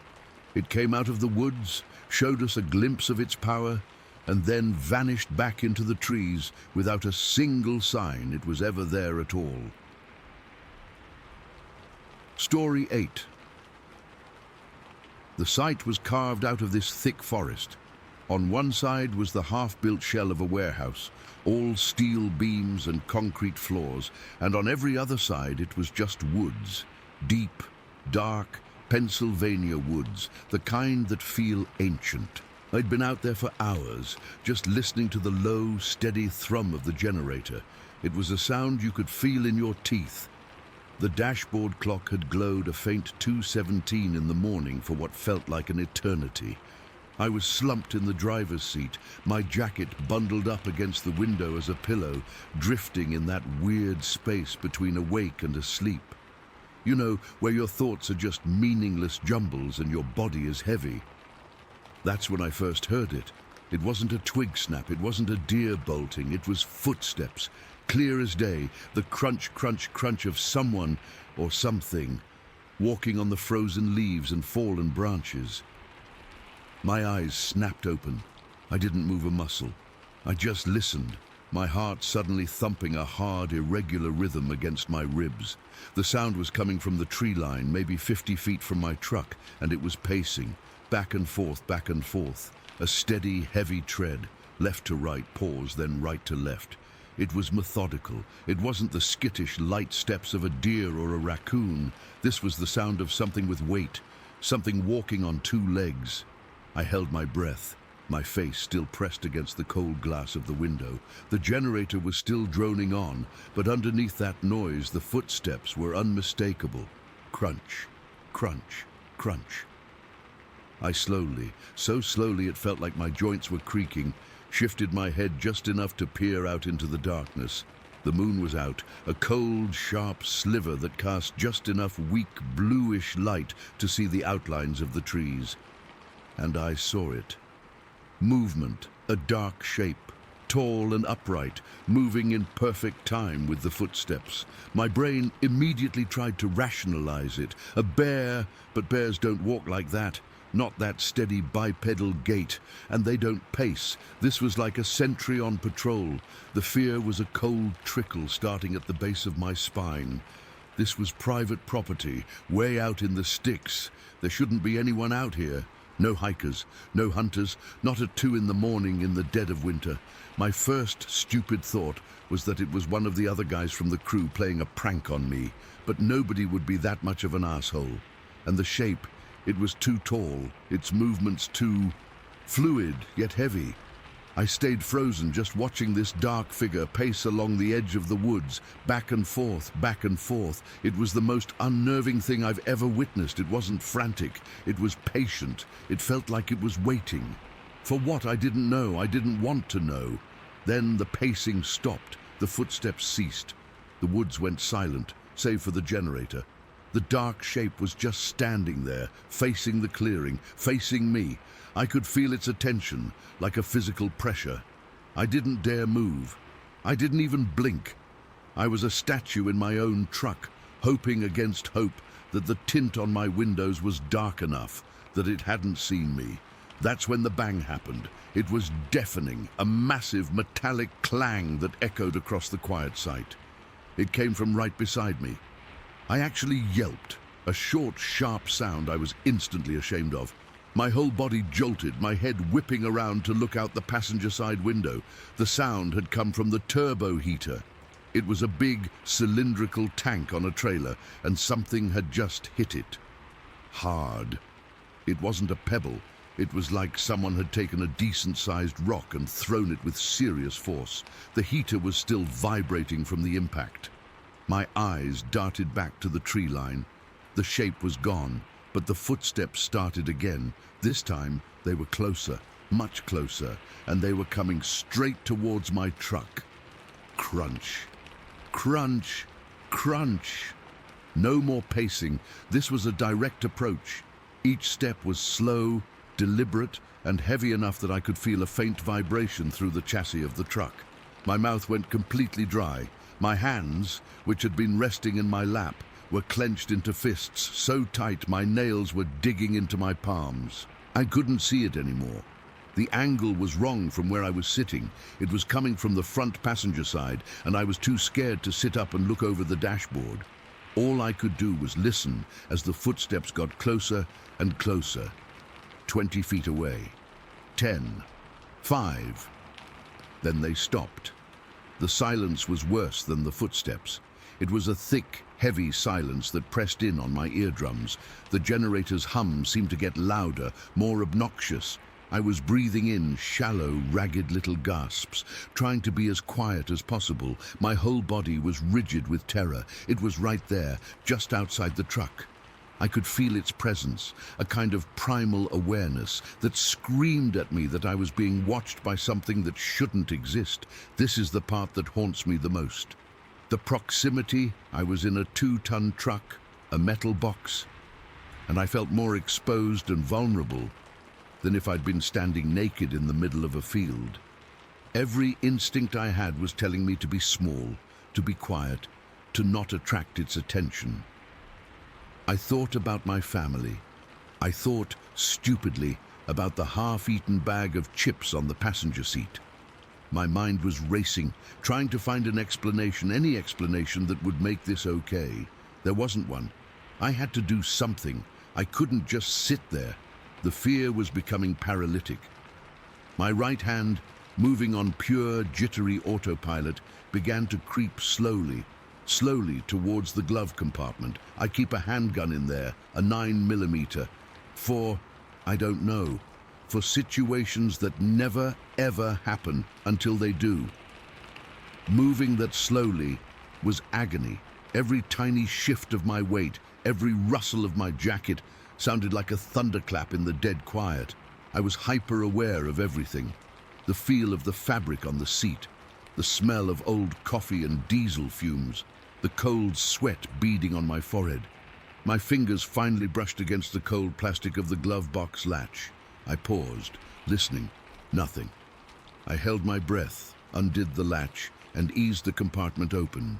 It made a soft, plastic click. I froze again, waiting for a reaction. Nothing.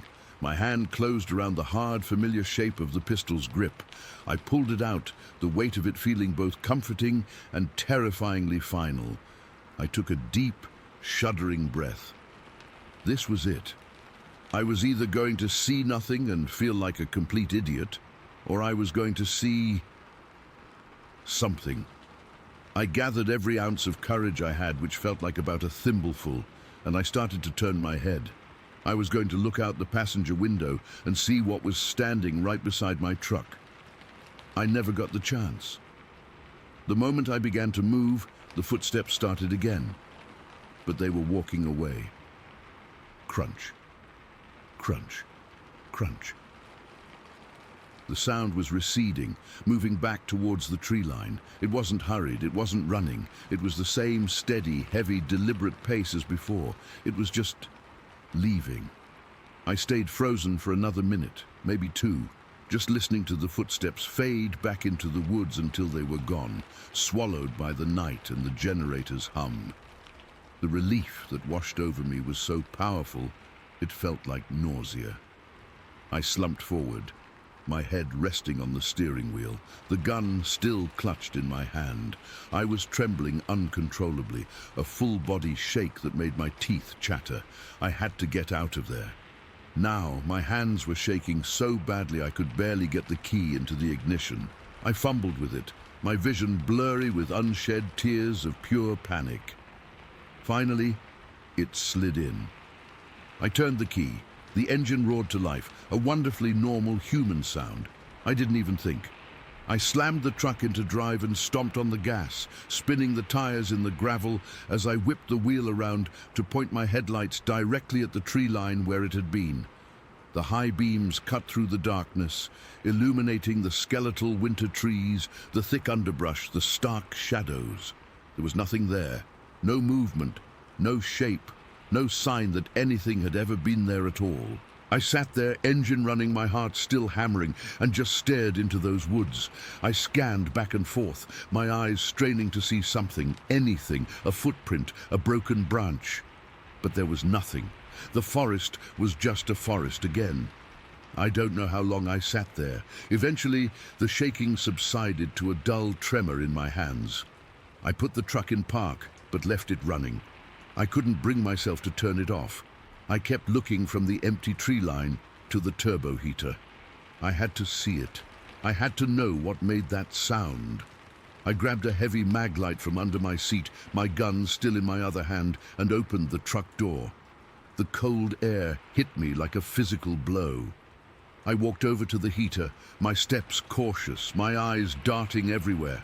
I shone the light on the tank, and there it was, a dent, a deep, fist-sized dent in the thick metal casing, right at about the height where something tall, standing on the ground, could have hit it. I ran my fingers over it. The metal was cold and sharply deformed. That was no falling branch. That was an impact, a deliberate, powerful impact. I got back in the truck, locked the doors, and just stared out the windshield for the rest of the night. I didn't sleep. I didn't even close my eyes. I just sat there with the engine and the heater running until the first hints of dawn began to grey the sky. When the sun was fully up and the rest of the crew started rolling in, I must have looked like hell. I just told the foreman I was sick and had to go home. I didn't say a word about what happened. What would I even say? I've replayed that night in my head 1,000 times. The pacing, the shape, the bang, the footsteps stopping right next to me, the feeling of being watched by something that knew I was there.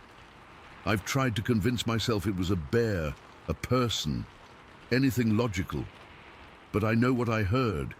I know what I saw moving in the moonlight. I know the weight of those footsteps, and I know the force it took to put that dent in the heater.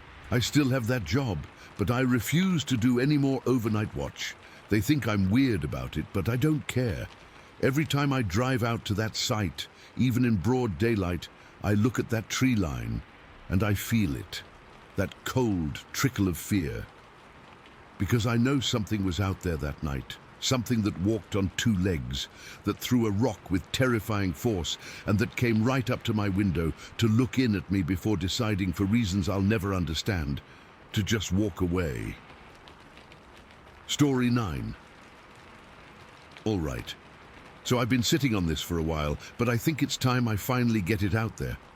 I've never told this to anyone in full detail because, honestly, it sounds insane, and I don't want people thinking I've lost it. But it happened, and I need to share it, even if it's just here where folks might get it.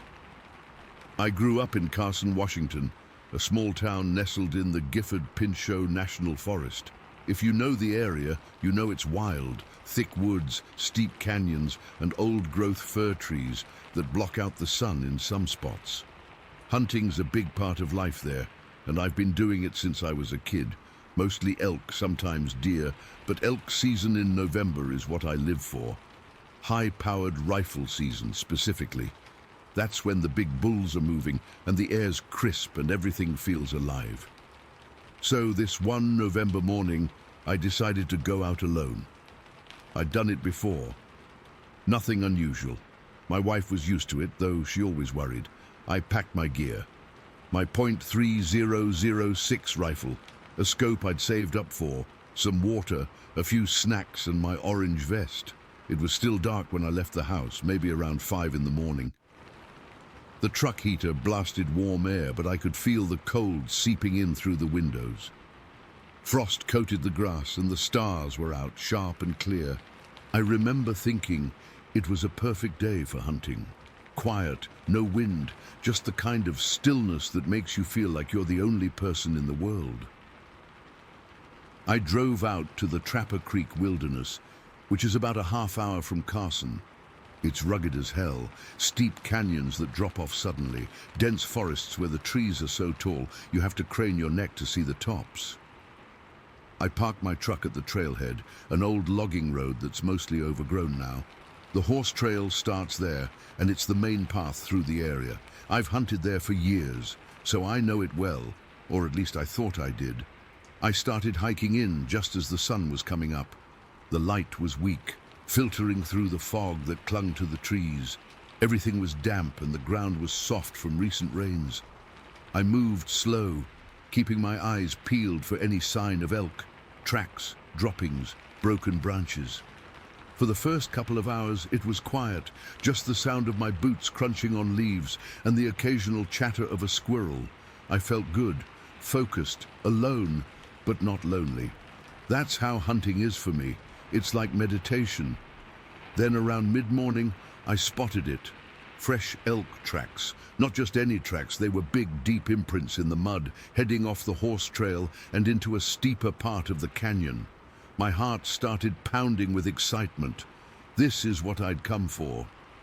I knew I shouldn't stray too far from the trail. It was my only sure way back. But the tracks were too tempting.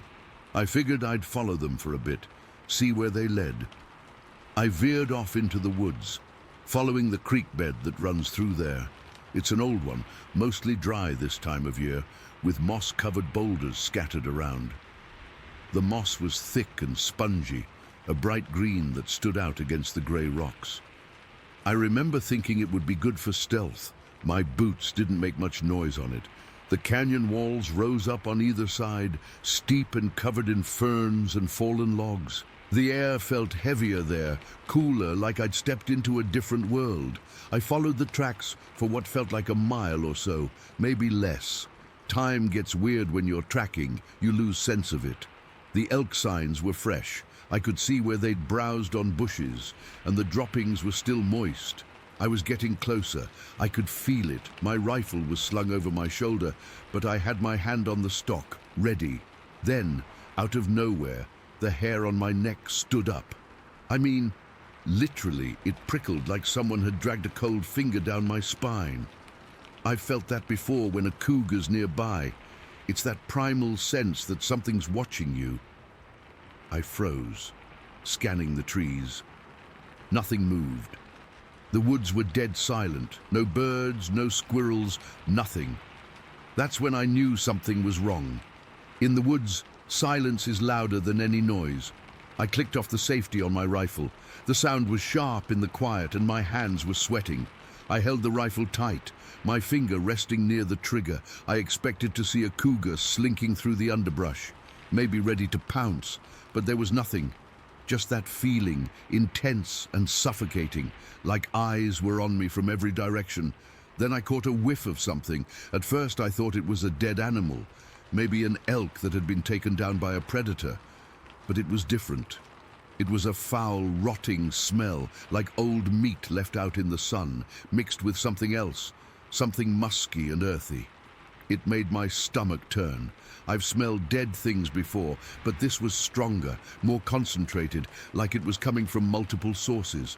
I heard shuffling then, not loud but soft, rustling sounds in the bushes around me, not from one direction but from all sides. It was subtle, like something big moving carefully, trying not to be heard.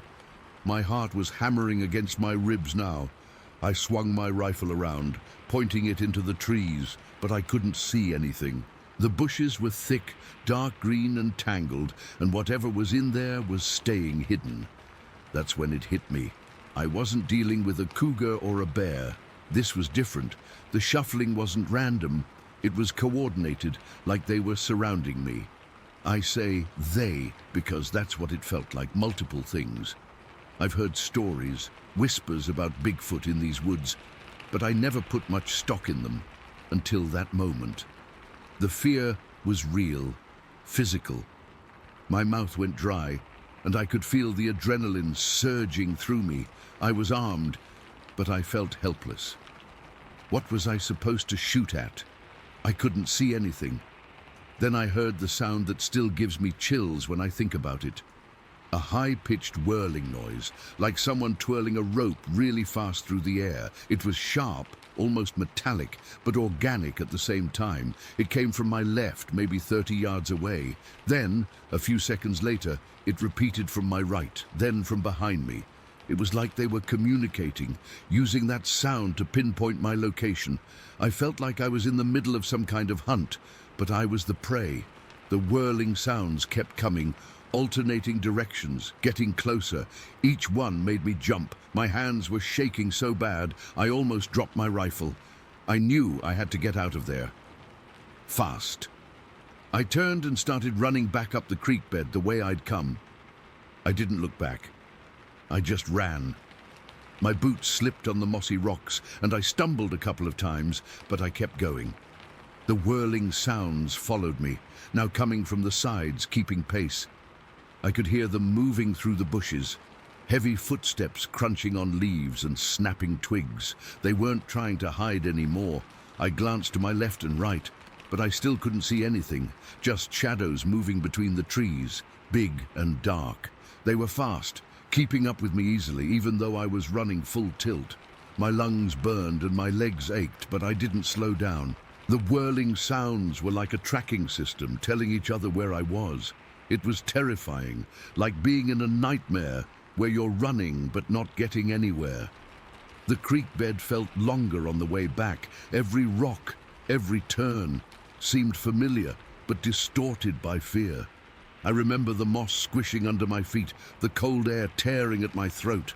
I could smell that foul odor again, stronger now, like it was right on me. I thought I was going to vomit, but I kept running. They stayed with me for what felt like forever, but later I realized it was probably about a quarter mile. The whole time, the whirling sounds and the shuffling never stopped. It was like they were herding me, making sure I left their territory. I didn't dare look back. I just focused on the path ahead, praying I'd reach the horse trail. When I finally burst out of the creek bed and onto the trail, the sound stopped abruptly. Just like that, the shuffling, the whirling, gone. I didn't stop running until I reached my truck, which was still parked at the trailhead. I fumbled with the keys, my hands trembling so hard I could barely get the door open. I threw my rifle inside, jumped in and locked the doors. I sat there for a good 10 minutes, just breathing, trying to calm down.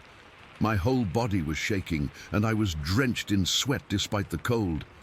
I looked back at the woods, half expecting to see something emerge, but there was nothing, just the quiet, peaceful forest, like nothing had happened. But I knew. I drove home in a daze, my mind racing. I didn't tell my wife the full story, just said I'd had a scare and didn't get anything. She knew something was wrong, but I couldn't bring myself to explain.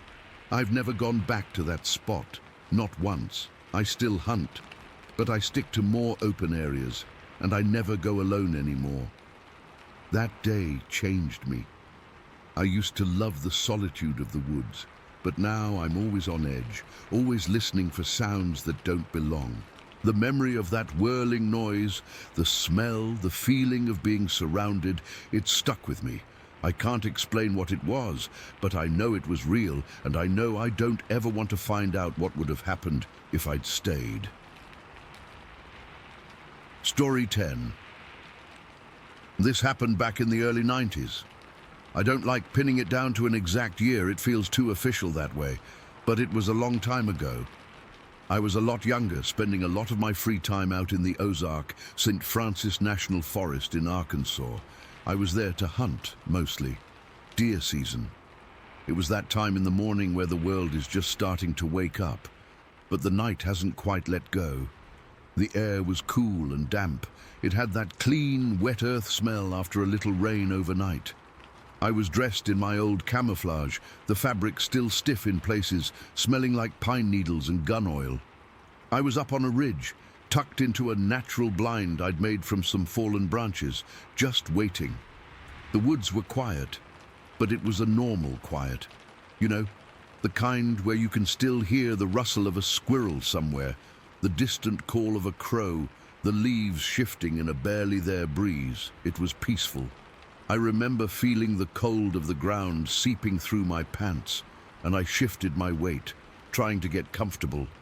My rifle was resting across my knees, and I was just scanning the trees, my breath making little puffs of mist in the air. Then I saw movement. It was down below me, maybe 100 yards away, along an old logging road that was mostly overgrown with ferns and saplings. At first I thought it was a deer. You get your hopes up, you know. Your brain tries to make it into what you're there to see, but the shape was wrong. It was too upright. I squinted, my heart giving a little thump, thinking maybe it was another hunter, some guy who'd wandered off the main trails. But it wasn't a man. It stepped out from behind a thick clump of sweet gum trees and into a small clearing right next to the road, and I froze. My whole body went rigid. It wasn't shock, not yet. It was more like my brain just stopped accepting information for a second. It had to buffer. This thing was huge. I'm 6 feet tall, and this thing had to be at least 7, maybe even 8 feet. It wasn't lanky, though. It was built, broad, heavy shoulders that sloped down into these long, thick arms. Its legs were powerful looking, like tree trunks, and it was covered, and I mean completely covered, in hair. Not fur, but hair.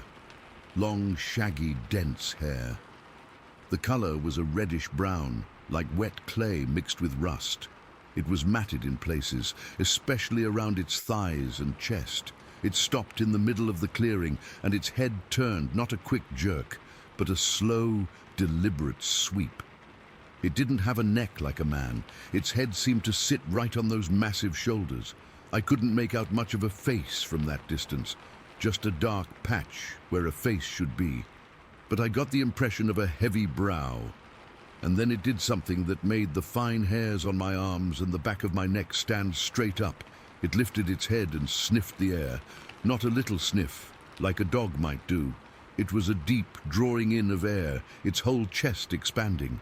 It was sampling the wind. I remember my own breath caught in my throat. I was downwind of it, I knew that. But in that moment, I was terrified that it had just pulled my scent right out of the air. It took a couple of steps. That's another thing that's burned into my memory, the way it moved. It wasn't clumsy. It wasn't a stomp or a lurch. It was smooth, cautious. Its feet, which were big and dark, almost black, settled on the ground with a quiet purpose, like it was placing them with intention, avoiding twigs. It moved with a kind of fluid grace that was just wrong. It was too animal and yet too human at the same time. It was the most natural thing I'd ever seen. It was then that the feeling hit me, the real terror. It wasn't that it looked scary, though it did. It was the absolute certainty that it knew I was there. It didn't look at me. It didn't growl or charge. It just stood there for another few seconds, and I could feel its awareness. It was like a pressure change in the air. This thing knew it was being watched, and it didn't care. There was no alarm in its posture, no panic. It was just aware. It was the most profoundly isolating feeling I have ever had. I was a mouse in the corner of a room, and the cat had just glanced my way before deciding I wasn't worth the effort.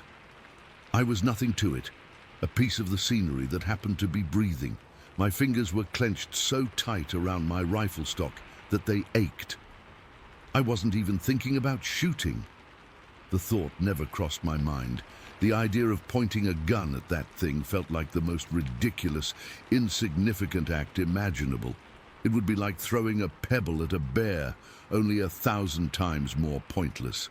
Then it just turned and walked towards the tree line. It didn't run. It just melted into the shadows between the pines and the oaks. One moment it was there, a solid, physical presence, and the next it was just gone. And that's when the second wave of fear washed over me. The silence. Before it showed up, the woods had been alive with sound. Now there was nothing, absolute nothing. The birds had stopped singing. The squirrels had stopped chattering. The wind had died down completely. It was a vacuum of sound, a heavy, oppressive quiet that felt like it was pressing in on my eardrums. It was louder than any noise. I could hear my own heartbeat pounding in my head, a frantic, panicked drum. I could hear the blood rushing in my ears. I don't know how long I sat there, frozen. It could have been 2 minutes, it could have been 20. I was paralyzed. My legs felt like they were filled with concrete. I was afraid to move, afraid that if I so much as twitched, it would come back, or that it was still there, just out of sight, watching me. That feeling of being watched didn't go away. It intensified. When I finally managed to make myself move, it was a slow, stiff process. I didn't stand up. I slid backwards on my belly, crawling through the damp leaves and dirt. Not caring about the mud or the grime, just wanting to get away from that ridge, from that clearing. I didn't get up and run until I was a good 50 yards back, and even then, it was a stumbling, clumsy run, my legs still not working right. I didn't look back. I just ran, my pack and rifle banging against me, my breath coming in ragged, sobbing gasps. I got back to my truck, fumbled with the keys, my hands shaking so bad I could barely get the key in the lock. I threw my gear in the back, got in and locked the doors. I just sat there for a long time, hands gripping the steering wheel, staring out at the tree line. The normal sounds of the forest had started to come back. A bird chirped somewhere. It felt like an insult. I never went back to that spot. Not ever. Years later, in early September of '98, I was working as a camp host in that same national forest. It was a different area, more developed, with proper campsites and RVs. I felt safe there.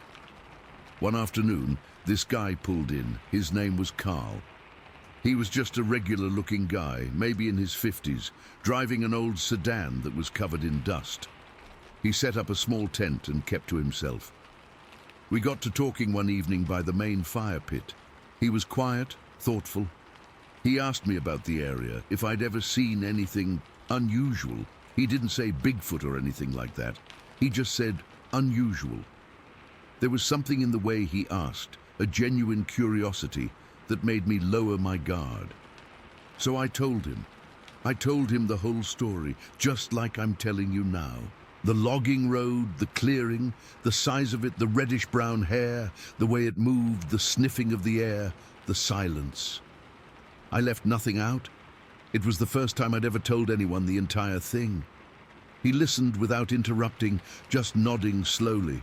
When I finished, he didn't call me crazy, he didn't laugh. He just looked at me for a long moment and then said, "Can you describe it again, in more detail?" So I did. I went over the shape of the shoulders, the length of the arms, the way the head sat, and then he pulled out a small leather-bound sketchbook and a pencil from his jacket pocket, and he started to draw. Right there, in the flickering firelight, his hand moving quickly, confidently. He'd glance up at me, ask a quiet question. Were the ears pointed? No, I couldn't see any ears. The hands, could you see fingers? No, they were just dark. In maybe 10 minutes, he turned the sketchbook around. My blood went cold. It was it, the creature. He'd captured it perfectly, the slope of the shoulders, the powerful build, the posture as it stood in that clearing. It was a perfect rendition of the thing that had haunted my dreams for years, right there on the paper. It was so accurate it felt like a violation, like he'd reached into my head and pulled the memory out. I just stared at it, my mouth dry. How did you... He just gave me a small, sad smile and closed the sketchbook. "I believe you," was all he said. He stood up, thanked me for my time, and walked back to his tent. The next morning, he was gone. His tent site was empty, not even an imprint left in the grass. It was like he was never there. I never saw him again. I asked around the other campers, but no one remembered seeing him or his car. It was the strangest thing. But you know what stays with me, even more than the sight of that thing? It's the silence. That heavy, dead silence that fell after it left. It's the feeling of its awareness. It knew I was there, and it was so utterly unconcerned by my presence. It was just going about its business in a world that I only thought I was a part of. I don't know what it was. I don't call it Bigfoot or Sasquatch. Those are just words. I just know it was real. It was solid, and it was powerful, and it was not human, and it's still out there in those deep, dark woods. I know it is, and sometimes when the wind is just right, or when the woods get a little too quiet, I remember that feeling, and I know we're not alone out here. We never were. Story 11. Okay, I'm just going to type this out. I've been putting it off for a while, but I can't stop thinking about it, and I need to get it out of my head. Maybe writing it down will help. I don't know. I'm not a writer or anything, so this is just me talking or typing, whatever. It was late afternoon, one of those perfect days in British Columbia where everything is just still. The air was cool, but not cold, and the lake was like glass. I'd finished work early. I do freelance graphic design, so my schedule is pretty flexible, and I decided to take my old canoe out. I've been going to this same lake since I was a kid. It's not one of the big famous ones tourists go to. It's smaller, kind of tucked away, with a lot of old-growth forest right down to the water's edge. It feels ancient, in a good way. Usually, I loaded the canoe onto my truck and drove out there. The gravel road to the access point was empty. I remember being glad for that. I like the solitude. I got the canoe in the water, didn't even bother with a life jacket because I'm a strong swimmer, and the water was so calm. I just started paddling, following the shoreline. The sun was getting lower, casting long shadows from the trees across the water. The only sounds were the dip of my paddle and the occasional call of a loon. It was peaceful. I remember feeling all the tension from the week just melting away with each stroke. I was maybe 20 minutes into the paddle, just gliding along, not really going anywhere fast, just enjoying the motion.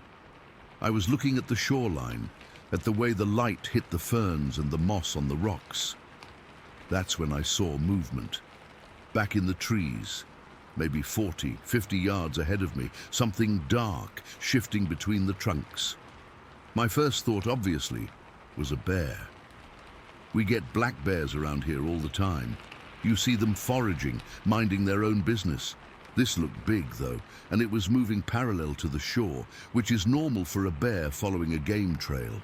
So I didn't panic. I just slowed my paddling. I didn't want to startle it or get between a mama and her cubs or anything. I let the canoe coast using my paddle, just to steer a little, keeping my distance. I squinted, trying to get a better look. The light was tricky, dappled through the cedar and hemlock branches. It was still in the trees, so I couldn't see the whole shape, just this big dark mass moving. But something felt off. The way it moved. It wasn't the lumbering, low-to-the-ground gait of a bear.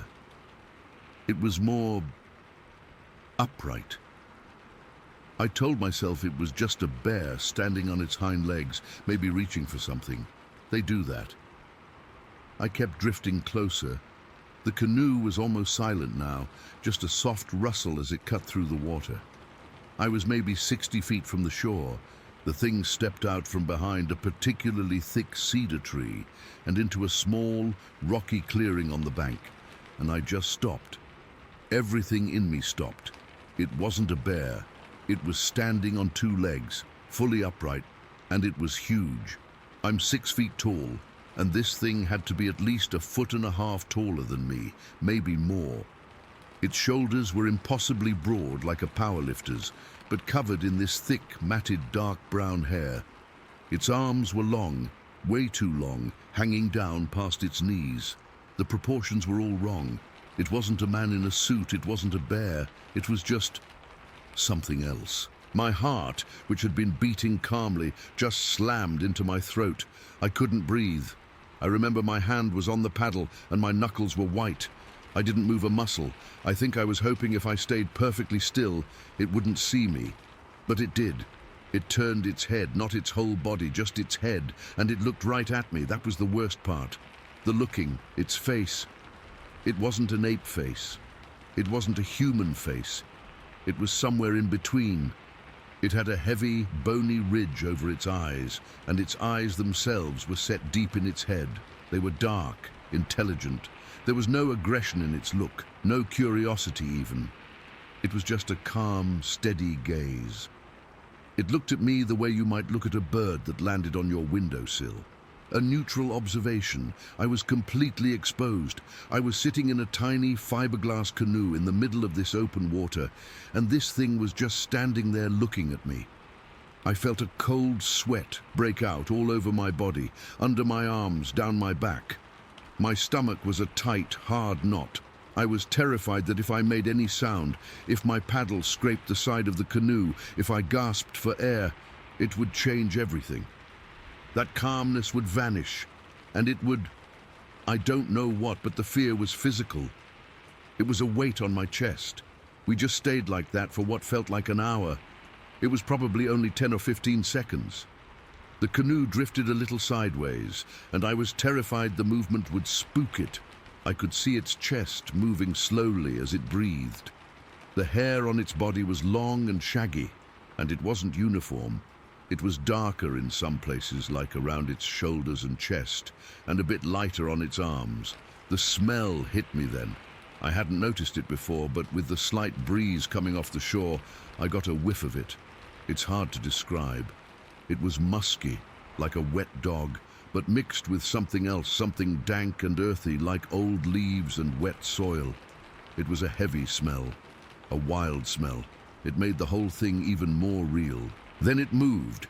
It didn't startle or run. It just turned its head away from me, back to facing the forest. It took a step, then another, along the rocky shoreline. It walked on two legs with a smooth, rolling gait. It didn't shuffle. Its feet were big, I could see that, and it placed them carefully, silently. The rocks that would have clattered under my weight were silent under its feet. It walked along the edge of the water for maybe 20 feet, and then it just stepped into the tree line. It didn't push branches aside, it moved between them. One moment it was there, a massive dark shape against the green and grey of the forest, and the next, it was gone. It just melted into the shadows. I didn't move. I stayed frozen, staring at the spot where it had disappeared. My brain was screaming at me to go, to paddle, but my body wouldn't listen. I was listening so hard my ears were ringing. I was waiting for a sound, a crack of a branch, a roar, something, but there was nothing, just the normal sounds of the lake. The loon called again, and the sound made me jump so hard the canoe rocked. That broke the spell. I fumbled with my paddle, my hands shaking so badly I could barely grip it. I turned the canoe, not gracefully, splashing water everywhere. I didn't care about being quiet anymore. I just wanted to be away from that shore. I started paddling, not across the lake, but straight out, putting as much open water between me and that spot as I could. My back was to the shore, and with every pull of the paddle, I was convinced I would feel the canoe tip, or hear a splash, or feel a hand on my shoulder. I kept whipping my head around, looking back at the shoreline. It was just trees, normal, quiet, peaceful trees. But every shadow looked like it was moving. Every dark patch between the trunks looked like a hulking shape. My arms were burning, but I didn't slow down. I paddled like I was in a race. My heart was hammering against my ribs. I finally reached the middle of the lake and stopped, panting, my chest heaving. I turned the canoe so I was facing the shore, and I just sat there, drifting in the open water, watching. The sun was dipping below the mountain ridge now, and the lake was turning from blue to a deep, dark grey. The shadows were swallowing the forest. I scanned the shoreline, every inch of it, from one end to the other. Nothing moved. It was just a lake at dusk. But the image of it standing there, looking at me, was burned into my mind. I couldn't unsee it. The wide shoulders, the long arms, the way it just calmly assessed me. That face, that not quite human face. I stayed out there until it was almost full dark, until I couldn't see the details of the shore anymore.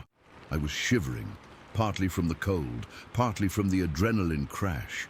I finally pointed the canoe towards the access point and paddled slowly back, my eyes still glued to the dark line of the trees. Getting the canoe back on my truck was a nightmare. Every little sound in the woods, a twig snapping, the rustle of leaves made me freeze. I was expecting it to step out of the tree line at any second. It didn't. I drove home with the interior light on in my truck, which I never do.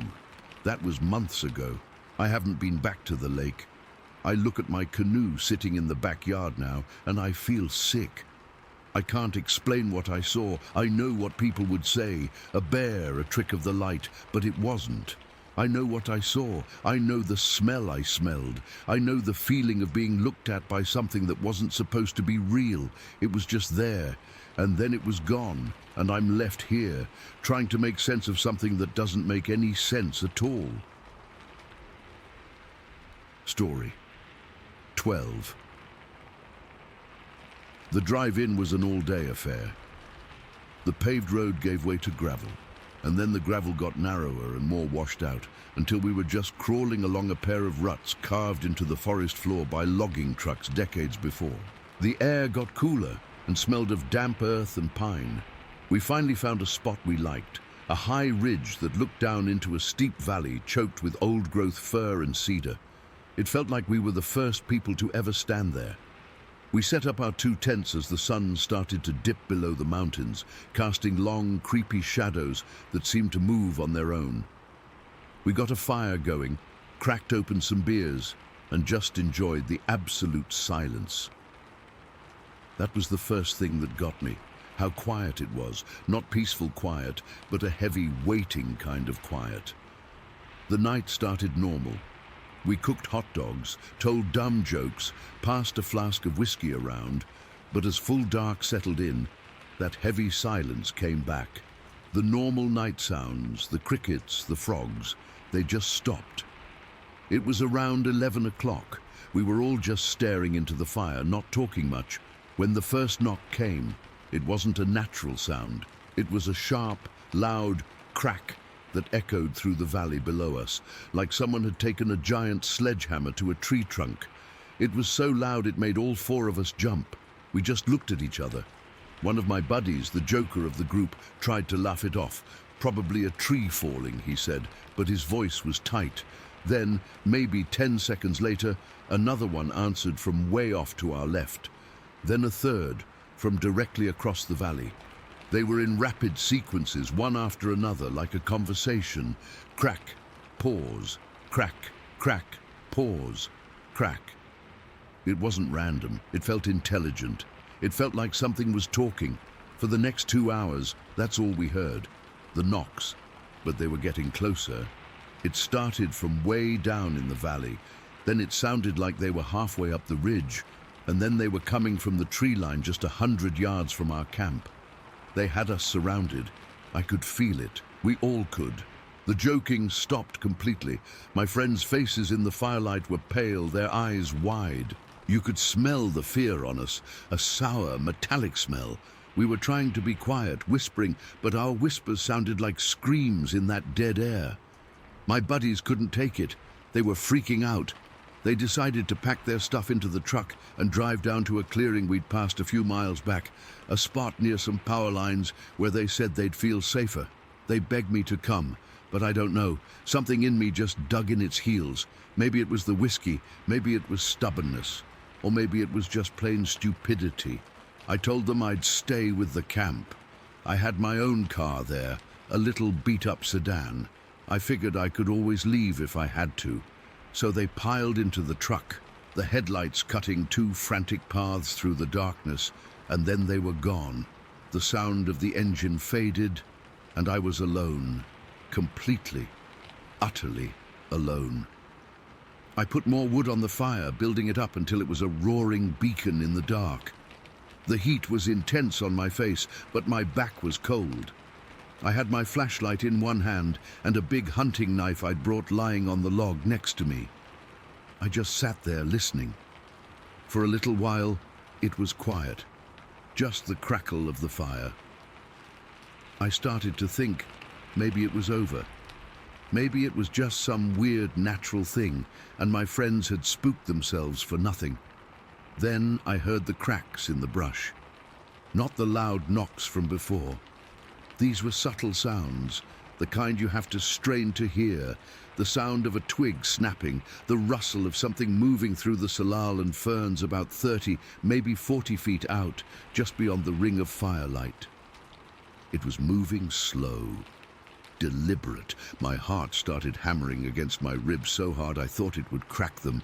I gripped the flashlight, my knuckles white, but I was too scared to turn it on. I didn't want to see what was making the noise. That's when I heard the breathing. It wasn't human, it was a low, deep, guttural grunt, a heavy ooh sound, like air being forced out of a massive chest. It came from my right, from the same direction as the rustling. The sound didn't just hit my ears, I felt it. It vibrated in my chest, a deep bass note that made my teeth hum. I stopped breathing myself. I was frozen solid on that log. Then, from the exact opposite side of the clearing, from the pitch-black trees to my left, another one answered. The same deep, guttural hoo. They were talking to each other, and I was in the middle. My fear turned into pure, unadulterated terror. It was a physical weight on my chest, making it hard to draw a full breath. My hands were shaking so bad, I almost dropped the flashlight. I finally fumbled it on and swept the beam toward the sound on my right. Nothing, just dark trees and thicker darkness behind them. I swung it to the left. Same thing. Emptiness. I kept sweeping the light back and forth, my heart trying to beat its way out of my throat. And then I saw it. a dull red eye shine. It was low to the ground, maybe 4 feet up. It wasn't the bright green or yellow of a deer or a raccoon. It was a deep, bloody red. It held for a second, and then it was gone. I whipped the light back to where I'd seen it. Nothing. I held the beam steady, my arm trembling. A minute passed. Then, higher up, maybe 7 or 8 feet off the ground, the same pair of red eyes appeared. They just hung there in the darkness, watching me. Then they vanished again. They were moving. Whatever it was massive. The height shift was impossible to mistake. Nothing on 2 legs in these woods is that tall. Nothing. The feeling of being watched was so intense, it felt like physical pressure on my skin. I knew there were at least 2 of them. One on my right, one on my left. They were huge, they were intelligent, and they had me cornered. For what felt like an eternity, but was probably closer to an hour, this exchange continued. I'd hear the heavy, chest-vibrating grunt from one side, a pause, then the answering grunt from the other side. Sometimes there'd be a soft crack of a branch. Sometimes I'd catch a flicker of that red eye shine, always in a different spot, always too high. I never saw a body, no shape, no silhouette, just the sounds and those horrible knowing eyes in the dark. They were playing with me. They were letting me know they were there, that they could come into the light if they wanted to, but they chose not to. That was the most terrifying part, the control they had. I was a mouse in a cage with 2 cats who were just deciding when to pounce. I don't know how I made it through that hour. I just sat there paralyzed, clutching my knife and my pathetic little light, waiting for the end. I was convinced I was going to die there on that ridge. My mind was screaming, but my body was locked in place. The only thing that kept me from completely losing it was the fire. They never came closer than that 30-foot line. They stayed just outside the circle of light. Slowly, imperceptibly at first, the sky in the east began to turn from black to a deep, dark blue. The stars started to fade. As the first hint of grey light touched the tops of the trees, the sounds stopped. The grunts ceased. The rustling in the brush ended. The oppressive feeling of being watched just lifted. It was like a switch had been flipped. The forest didn't come back to life all at once, but I heard a bird chirp somewhere far away. Then another. The normal world was returning. The sun was just peeking over the ridge when I heard the sound of an engine. My friend's truck came bouncing back up the trail. They looked exhausted and sheepish. They asked if I was okay, if anything had happened. I just shook my head. I couldn't form the words. I was hollowed out, running on pure adrenaline and fear. We packed up my tent in a frantic, silent hurry, threw everything into our cars, and got the hell off that ridge. We were all quiet on the drive out. Nobody wanted to talk about it. We just wanted to be on pavement, to see other people, to be somewhere that felt safe. We were driving west on Forest Road 43, a slightly wider gravel road, just trying to put miles behind us. We came around a gentle, tree-lined curve, and that's when we saw it.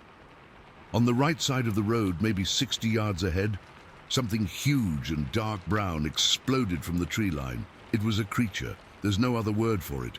It was over 8 feet tall, covered in shaggy, dark brown hair that rippled with its movement.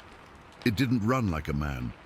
It was a powerful, fluid sprint, all raw power and terrifying speed. It crossed the entire 30-foot width of gravel road in 3 massive, silent strides.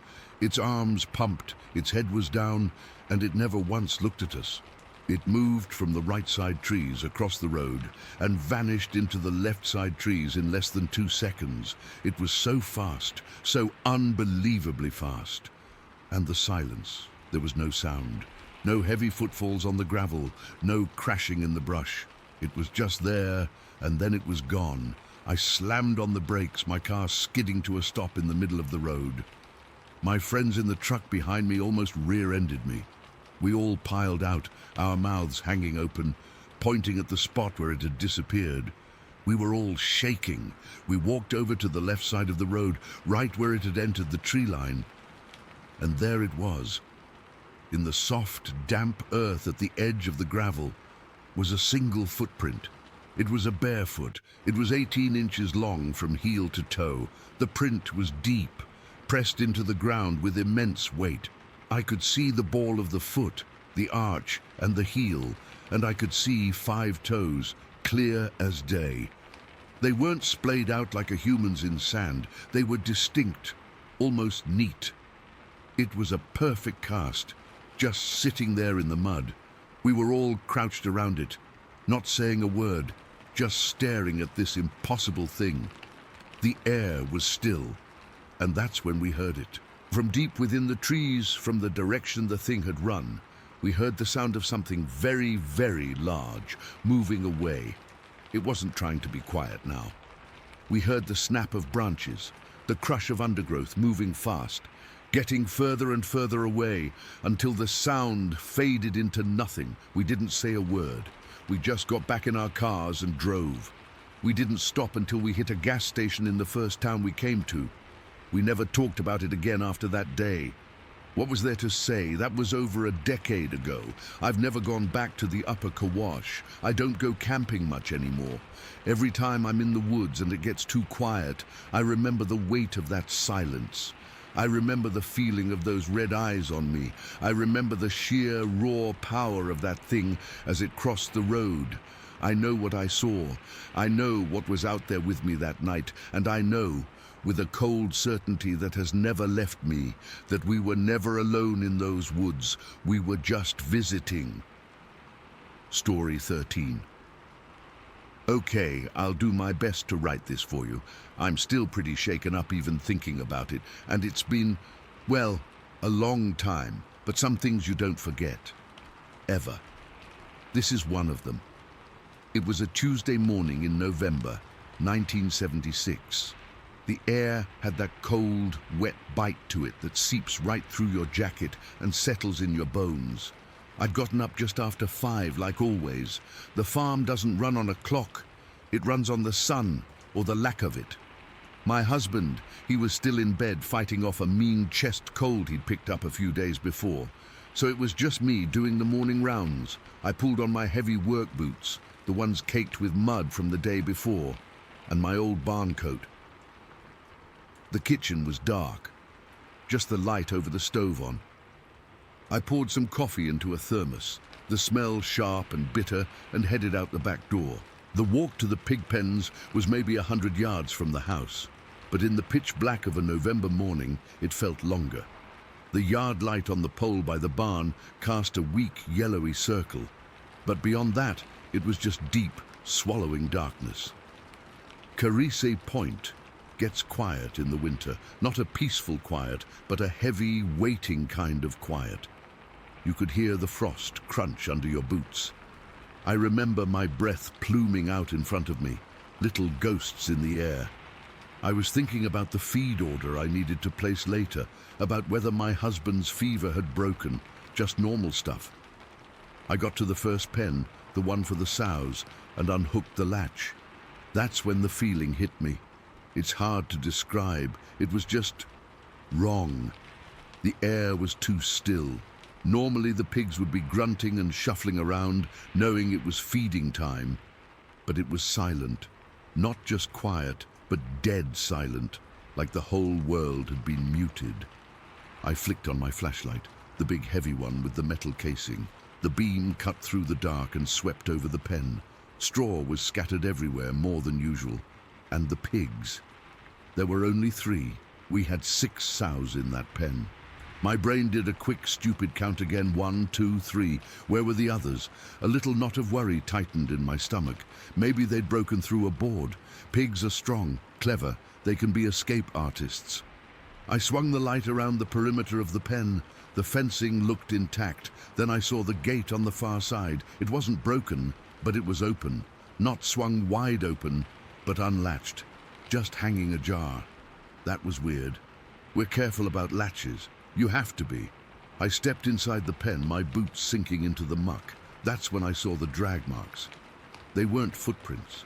They were long, deep grooves in the mud and straw, like something heavy had been pulled through it. My heart started thumping a little harder then, a dull, slow beat in my ears. This wasn't right. This wasn't a broken fence or a smart pig. I followed the marks with my flashlight beam. They led right out of the open gate and into the tree line that borders the back half of our property. The woods there are thick, a mix of pine and bare oak trees this time of year. The drag marks were clear as day, a trail of destruction leading into the dark. I should have gone back to the house. I should have woken up my husband, gotten the rifle. I know that now, but in that moment, there was just this compulsion. I had to know. I had to see what had happened to my animals. They weren't just livestock. You care for them, you know their quirks. I was responsible for them. So I followed the trail. The second I stepped into the woods, the temperature dropped another 10 degrees. The weak yard light was gone, and it was just me and my flashlight in a tunnel of black. The drag marks were easy to follow. They plowed through the ferns and the leaf litter, a wide, messy path. The silence was the worst part. No crickets, no owls, nothing. It was like every other living thing had fled. I don't know how far I walked. Maybe 100 feet, maybe 200. It felt like a mile. My hand was sweating around the flashlight. Then the smell hit me. It was a thick, coppery, gut-churning smell. Blood, a lot of it, and something else underneath it. A musky, foul odor like rotten meat and wet dog. The trail ended in a small, rough clearing, and that's where I found them.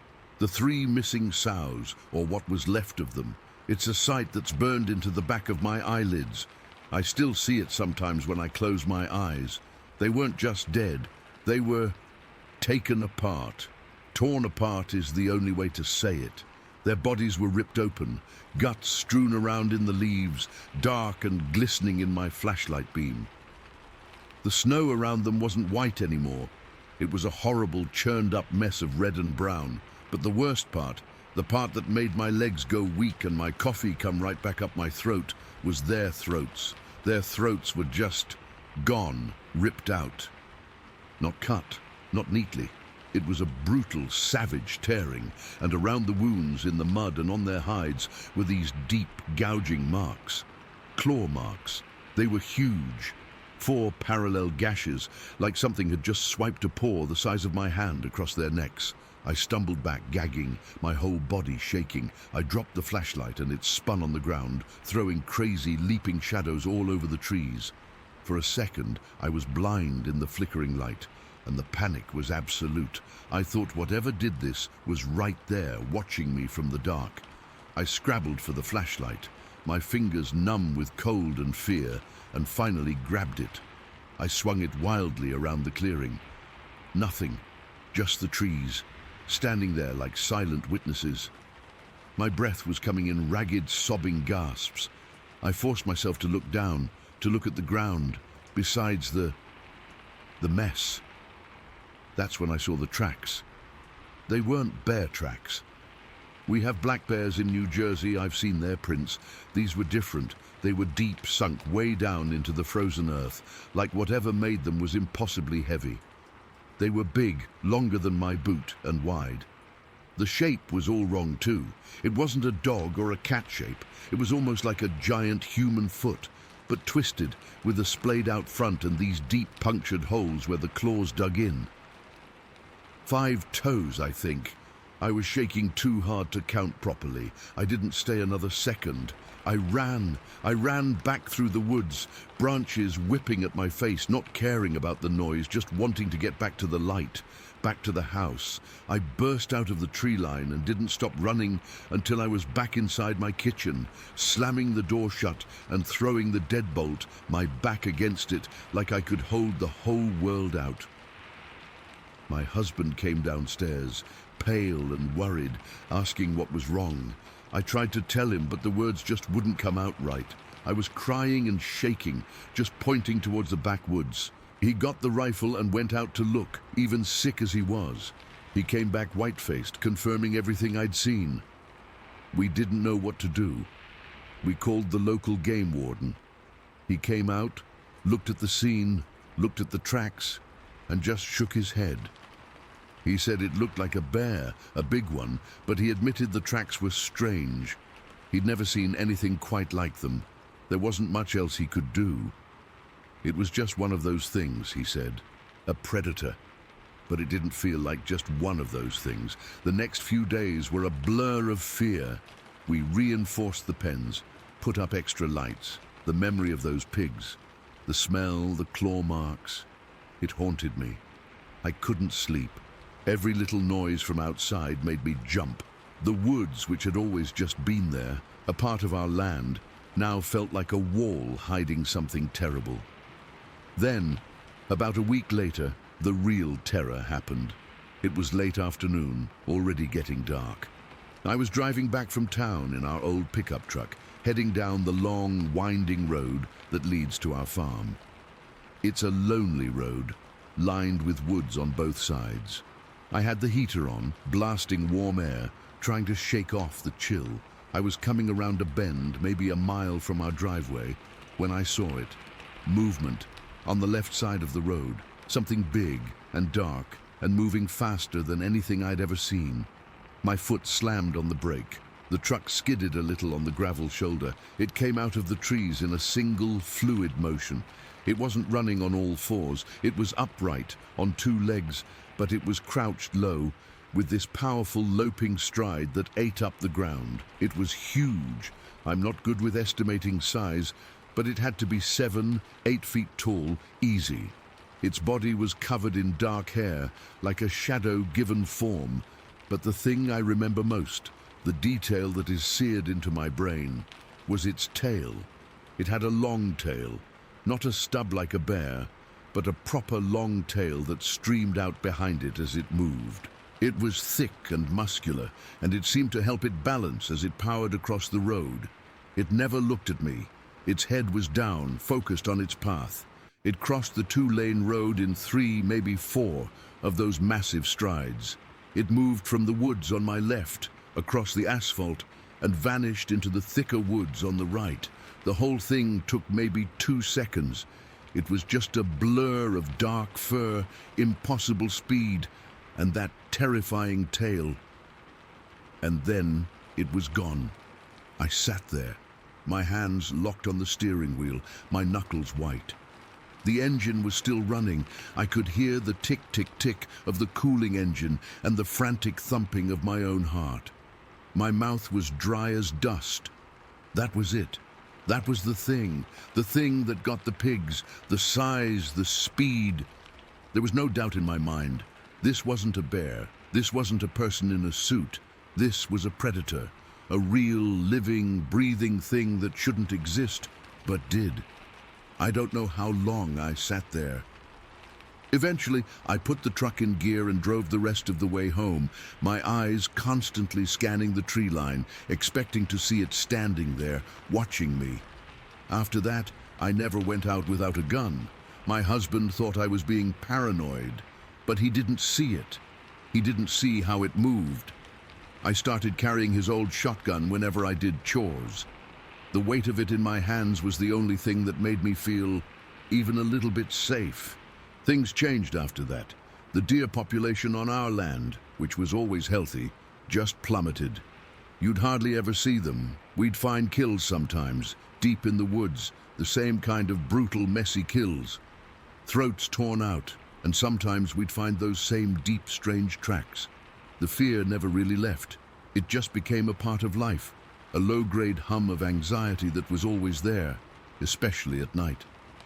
I'd lie in bed and listen to the sounds of the farm, and every creak of the house, every hoot of an owl would set my nerves on edge. I was fearful on my own property, a place that had always been my sanctuary. I never saw it again, not clearly. Sometimes, out of the corner of my eye, I'd catch a shadow moving where a shadow shouldn't be. Or I'd hear a heavy snap of a branch from deep in the woods. But I never had another face-to-face encounter, if you can call that 2-second glimpse face-to-face. But I know it's still out there, or something like it. That memory, the sight of it dashing across the road, its sheer size, and that long flowing tail confirming everything I already knew in my gut. That's the thing that stays with me. That's the terror moment. It only took a single day to shatter the world I thought I lived in, and I've been living in the pieces ever since. I still don't know what it was. I don't have an explanation. I just know what I saw. Story 14.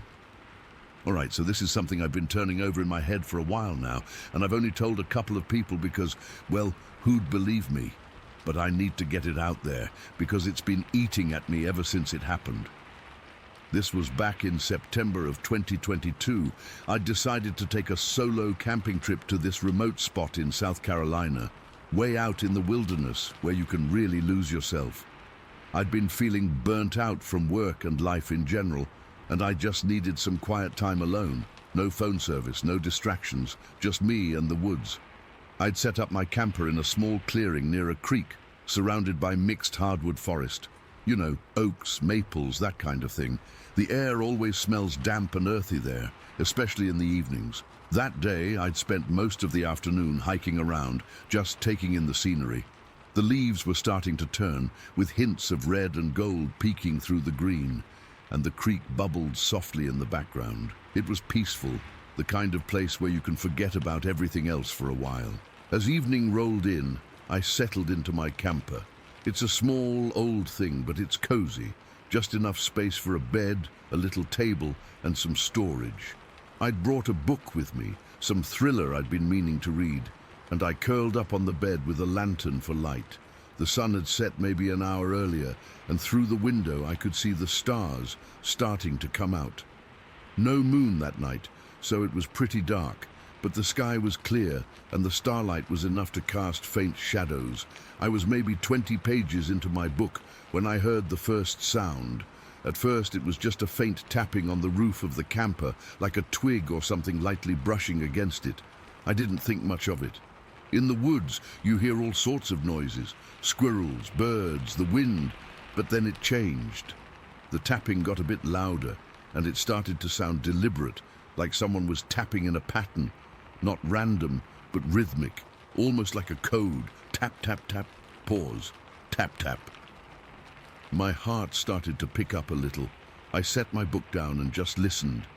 The tapping kept going, and then I heard this deep, steady exhale from outside. It wasn't like an animal panting or anything I'd heard before. It was low and resonant, like a big breath being let out slowly, and it sent a chill right through me. I felt the hair on my arm stand up. Part of me wanted to stay inside, lock the door, and pretend I hadn't heard anything. But another part, the curious part, was pushing me to see what it was. I've always been the type to investigate noises, even when I probably shouldn't. I got up slowly, trying not to make any sound myself. My camper has a small door at the back, and I crept over to it, my heart hammering in my chest. I could feel the cool metal of the door handle under my fingers as I gripped it. Taking a deep breath, I cracked the door open just enough to peek outside. The night air was cool and crisp, and the starlight lit up the clearing in a soft, silvery glow. At first, I didn't see anything unusual. Just the trees, the shadows, the creek gurgling in the distance. But then my eyes adjusted, and I saw her. Standing maybe 30 feet away, near the edge of the trees, was this enormous figure. She was upright, like a person, but she had to be at least 8 feet tall, with shoulders so broad they looked almost too wide for her body. Her arms were long, hanging down past her knees, and she was covered in dark, dense hair that seemed to absorb the starlight, making her blend into the shadows except for her outline. I froze, my hand still on the door. She was facing me, and I could see her form clearly enough to tell she was female. Her shape was curvier, more defined in the hips and chest. But what got me were her eyes. They were intelligent, calm, and they seemed to be looking right at me without any aggression. I felt a mix of pure terror and this weird, overwhelming curiosity. My mind was racing, trying to process what I was seeing. This wasn't a bear or a deer. It was something else entirely, something I'd only ever heard about in stories. Then she made this soft, melodic cooing sound. It was low and gentle, almost like a dove, but deeper. And it felt understanding, like she was trying to communicate without words. The sound wrapped around me, and for a second the fear eased up. I don't know how to explain it, but it didn't feel threatening. It felt like she was acknowledging me, maybe even reassuring me. We just stood there looking at each other for what felt like forever, but was probably only half a minute. I could hear my own breathing, shallow and quick, and the blood pounding in my ears. I was acutely aware of every little sensation, the cool breeze on my face, the damp grass under my feet. I'd stepped out without shoes, I realized later, the way my muscles were tensed up, ready to bolt but rooted in place. Her presence was so immense, so solid, that it felt like the air around us had thickened. The terror came back in a wave when I really took in her size and proportions. Her hands were huge, with fingers that looked too long, and her legs were thick and powerful. She was built like nothing I'd ever seen, and the thought hit me. This isn't human. But just as the fear peaked, it shifted. Something in her demeanor, the calm in her eyes, the gentle way she held herself, made me feel awe instead of panic. It was like I was in the presence of something ancient and wise, something that belonged here in a way I never could. Then, without any warning, she turned. It was graceful, almost fluid, like she was part of the forest itself. She moved silently into the trees, her dark form melting into the shadows until I couldn't see her anymore.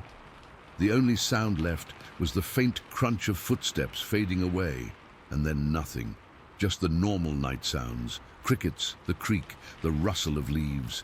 I stood there for, I don't know how long, maybe 5 minutes, just staring at the spot where she'd been.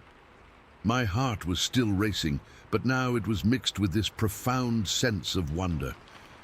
I finally stumbled back into the camper and shut the door, my hands shaking so bad I could barely latch it. I didn't sleep at all that night. Every little noise made me jump, and I kept replaying what happened in my head. Was it real? Did I imagine it? But it felt too vivid, too tangible.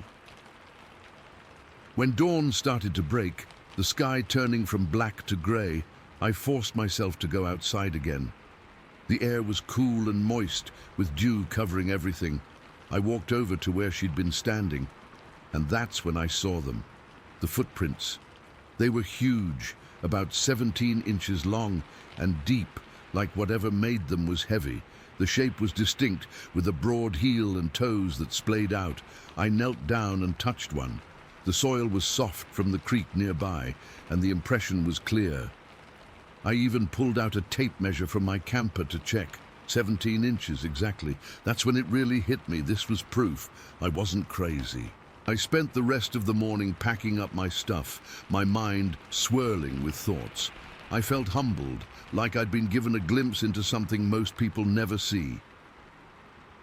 The fear was still there, a low hum in the background, but it was overshadowed by this feeling of having witnessed something sacred, something that reminded me how little we really know about the world. The wilderness has its mysteries, and I'd stumbled into one of them. I drove out of there that day, and I haven't been back since. Part of me wants to see if I'll ever encounter her again, but another part is too scared. To this day, I can't explain what happened or what she was. I just know that it changed me, and every time I think about it, I get chills all over again. Story 15. All right, I'll just get right into it, because typing this out is making my hands shake all over again. I'm not some writer or anything. I'm just a guy who saw something he can't explain, and I need to get it out there. Maybe someone else has seen it too.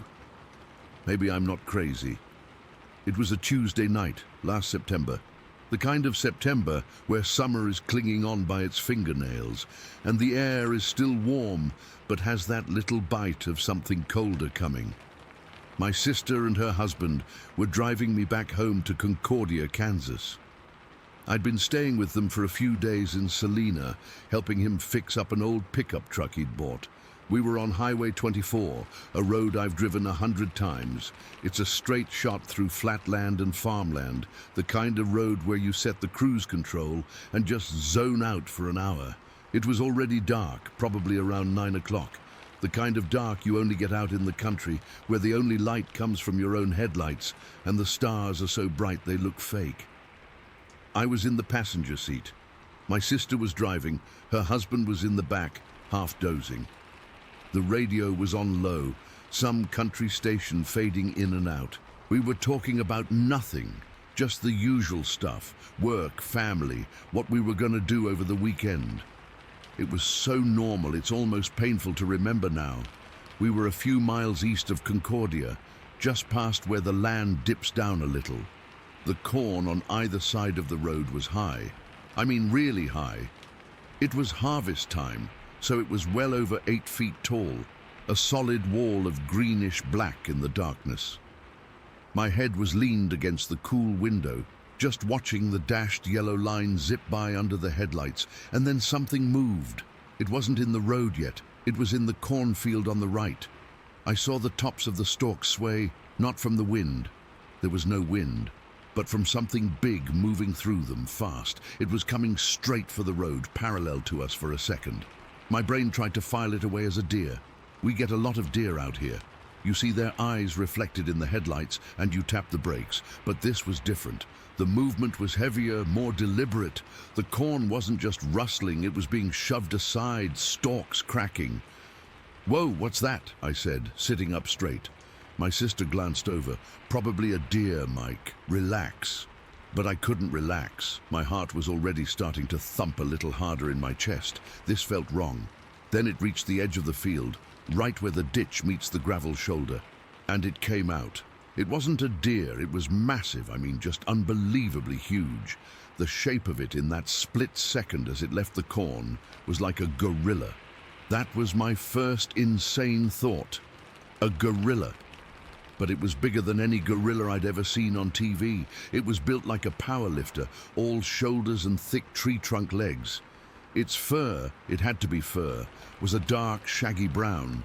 But as our headlights hit it, I saw these reddish tips, like it had been sun-bleached or something. It didn't run on 2 legs. It dropped onto all 4s the second it hit the gravel, and it crossed the road. I've never seen anything move like that. It wasn't a lope or a gallop. It was this powerful, fluid surge. It covered the 2-lane highway in 2, maybe 3 bounds. Its arms and legs moved with a coordination that was just not animal.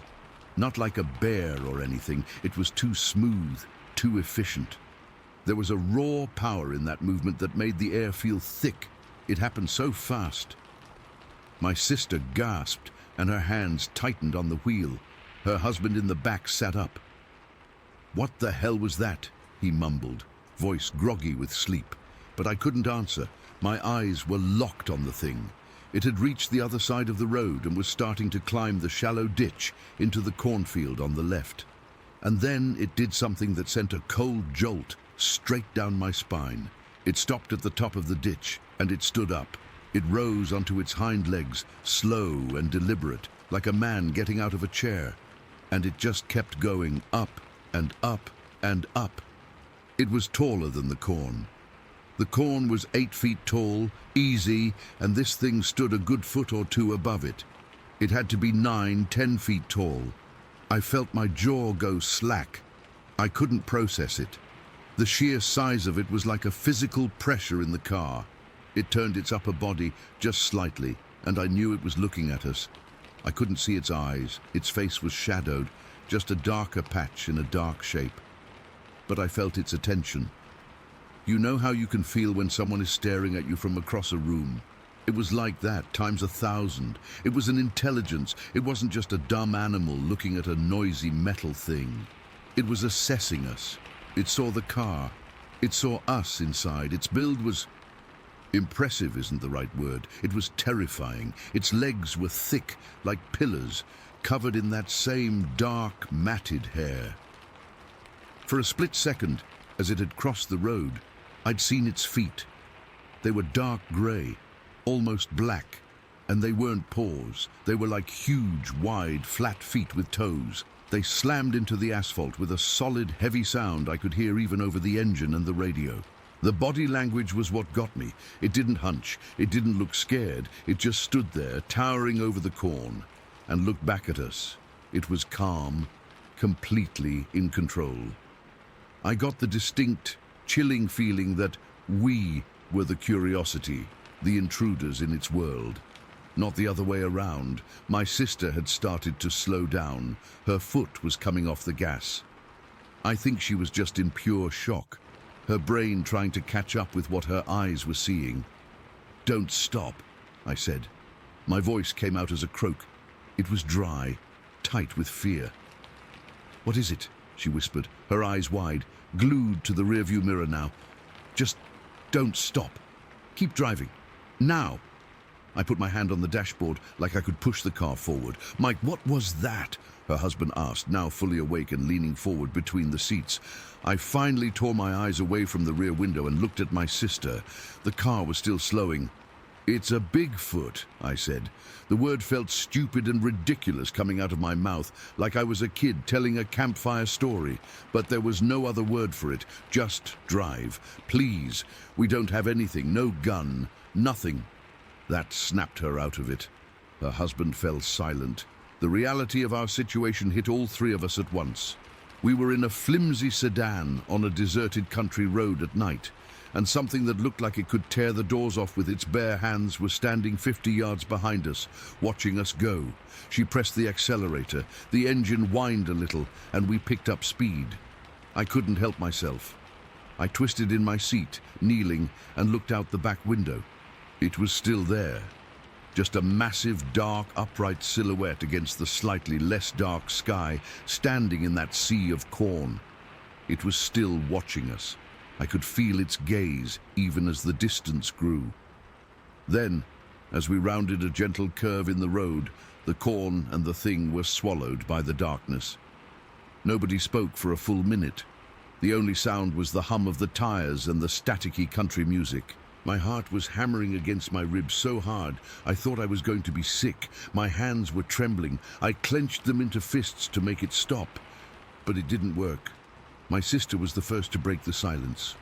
"Did we just—" she started, then trailed off. "Yeah," I said, "we did." Her husband just kept shaking his head, back and forth like a metronome. "No.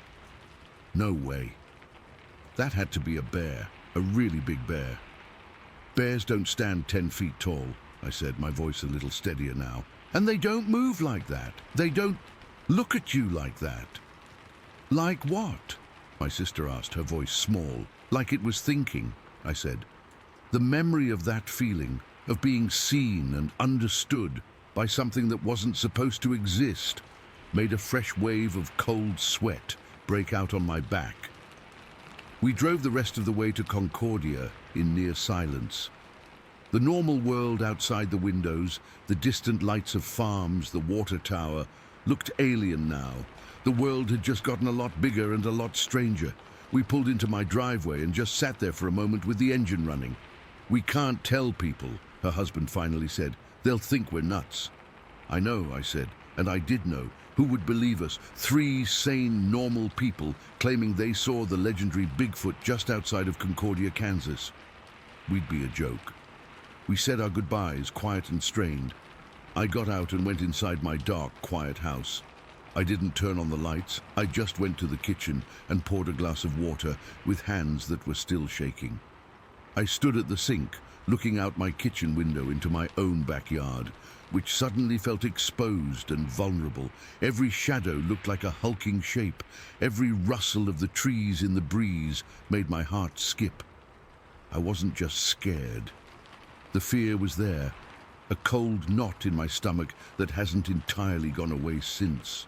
But there was something else too, a weird, profound sense of awe. I'd seen something that, according to everything I'd ever been taught, wasn't real, and it was real. It was more real and more powerful than anything I'd ever encountered. Its strength, its sheer physical presence, was humbling. I thought about it standing there watching us drive away. It hadn't charged, it hadn't thrown a rock or screamed. It had just observed and then let us go. I made a decision right then, standing at that sink. I'm not a hunter. I'm not some thrill seeker, I'm just a guy. And that thing, whatever it is out there living its life. It didn't bother us, it just crossed the road. so I'm not going to bother it. I'm not going to go looking for it with a camera or a rifle. I'm not going to try and prove anything to anyone. As long as it doesn't bother me, I won't bother it. That sight, that few seconds of sheer impossible reality, is burned into my brain. The way it moved on all fours, so fluid and powerful. The way it stood up, so impossibly tall. The way it just watched us, calm and in control. It's the most remarkable, terrifying thing I have ever seen, and it happened on a boring highway in Kansas. I can't explain it. I don't think I ever will. I just know what I saw. Story 16. I've been a deputy sheriff here for over 10 years. You see a lot of strange things in this job. Things that don't make the papers, things you just file away and try to forget. But what happened to me in late August of 2016, I haven't filed it away. I can't. I'm writing this down because I need to get it out, and maybe saying it here to people who might understand is the only way. I'm not looking for answers. I don't think there are any. I just need to tell it. It was a Tuesday night. I remember that much. The air was thick and heavy, the kind of sticky heat that clings to your skin even after the sun goes down. I was on night patrol, my usual route cutting through the back roads and hollows near Mountain Home. The radio was quiet, just the occasional crackle of static. Most folks were inside with their air conditioners running. It was that kind of night. Then the call came in. A trespasser. Old Man Henderson's place, out on the edge of the Ozark National Forest. His property butts right up against miles of dense, dark woods. He was hearing things, he said, smashing sounds. Said someone was out there messing with his equipment shed. It wasn't the first time he'd called about noises, and it usually turned out to be a raccoon or a possum, sometimes a bear getting into his trash. But you check it out. That's the job. I turn my cruiser onto the gravel road that leads back to his property. There are no streetlights out there. The world just shrinks to the twin beams of your headlights, pushing back against a wall of pure black. The gravel crunched loud under the tires, a sound that always seems too noisy in the middle of all that quiet. I had my window down, partly for the breeze, partly to listen. I was driving slow, scanning the tree line on either side of the road, my high beams cutting a path through the dark. And then it happened. Something stepped out of the woods on my right and crossed the road in front of me. It wasn't a deer, it wasn't a bear, it was upright, walking on two legs, and it was huge. I mean, impossibly big. My headlights hit it full on for maybe 2 seconds, 3 at the most, but it was enough to burn the image into my brain forever. It was taller than any man I've ever seen. Its body was covered in this coarse, dark hair, almost black, but with a reddish tinge where the light caught it. The arms were long, swinging slightly as it moved, but it was the way it moved that got me. It wasn't a lurch or a stumble. It was powerful, fluid, like it owned the ground it was walking on, and then it stopped. Right in the middle of the road, it just froze. It turned its head and looked right at me. Its eyes, God, its eyes. They weren't like an animal's eyes. They caught the light from my headlights and glowed with this dull amber color, not a reflection, not like a deer's eyes.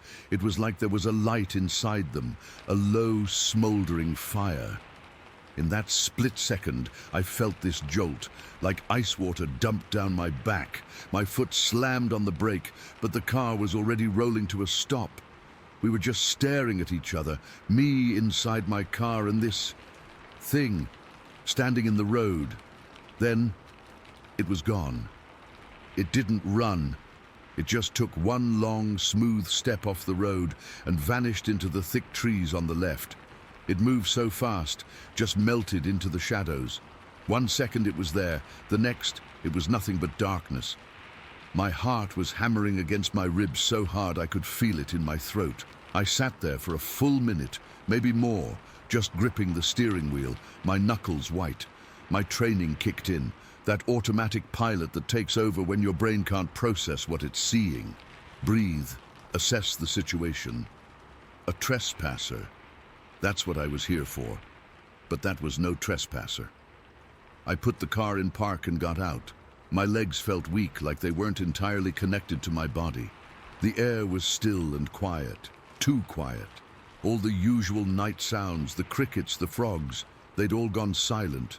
The only sound was the ticking of my car's engine as it cooled down. I walked to the spot where it had been standing. I had my mag light in my hand, my beams sweeping over the gravel, and there they were. Impressions, not footprints, not exactly. The gravel was too loose for a clear print, but they were depressions, deep ones, pressed into the ground. Big. I placed my own boot next to one. It was easily half again as long and wider. The spacing between them was huge too. Whatever made these had a massive stride. Then I saw something else, caught on a thorny bush at the edge of the road where it had entered the trees. Strands of hair, thick, coarse hair, a dark auburn or reddish-brown color. It wasn't horsehair, it wasn't bear fur. I've seen both. I didn't have an evidence bag on me, but I used a pen from my pocket to carefully pull a few strands loose and wrap them in a napkin I had in the car. My hands were shaking. I stood up, shining my light into the woods. The beam didn't penetrate far. The trees were too dense. It was like looking into a cave. That's when I heard it. A heavy, rhythmic crunching sound. Footsteps, but not like a person walking. This was heavier, slower. Each step sounded like weight being deliberately placed down, like it was testing the ground. Crunch, pause, crunch, pause. It was coming from inside the tree line, maybe 30-40 yards in. I raised my flashlight, my other hand going to the butt of my service weapon. I didn't draw it. I just rested my hand there. The sound stopped. I stood perfectly still, barely breathing, listening. The silence felt heavier than the noise had. It was a waiting silence. I swept the light back and forth, nothing but trees and shadows. And then I saw it again, between two thick trunks of oak trees, back in the deeper darkness. A shape. It was just standing there, mostly hidden, but I could see the outline of a massive shoulder, the dark bulk of its body. It was watching me. I could feel it. Those amber eyes were there too, 2 points of faint light in the shadows. They weren't glowing brightly now, but they were visible, like embers. My mouth went dry. Every instinct in my body was screaming at me to get back in the car, to get out of there, but I was frozen. I was a deputy sheriff. I don't run from things. Then it made a sound. It wasn't a roar. It wasn't a scream. It was a low, rumbling growl. It wasn't loud, but it wasn't meant to be. It seemed to come from everywhere at once, vibrating up through the soles of my boots. It was a deep, guttural noise that felt like it was inside my own chest, rattling my bones. It wasn't the sound of an animal warning you off its territory. This felt different. This felt intelligent. It felt like a threat. A very specific, deliberate threat aimed directly at me. The sound did something to me physically. My throat tightened up like a hand was squeezing it. I couldn't have swallowed if I tried. The fear wasn't just in my head anymore. It was a solid, cold weight in my gut. My training evaporated. This was something older, something primal. This was prey-recognizing predator. I took a step back, then another. I didn't turn my back on it. I kept my light pointed in its direction, my hand still on my gun, but I knew, I absolutely knew, that if I drew that weapon, it would be the biggest mistake of my life. This thing wasn't something you could shoot, it was something you survived. I backed all the way to my car, my heart pounding in my ears. I fumbled for the door handle, my eyes locked on those 2 amber points in the trees. They hadn't moved. I slid into the driver's seat, my movements jerky. I shut the door, the sound unnaturally loud in the quiet. I didn't slam it. I closed it carefully, like I was afraid of making too much noise. I put the car in drive and pulled away slowly. I didn't spin the tires or speed off. I just drove, keeping my speed down, watching my rearview mirror. The woods were just a black wall again.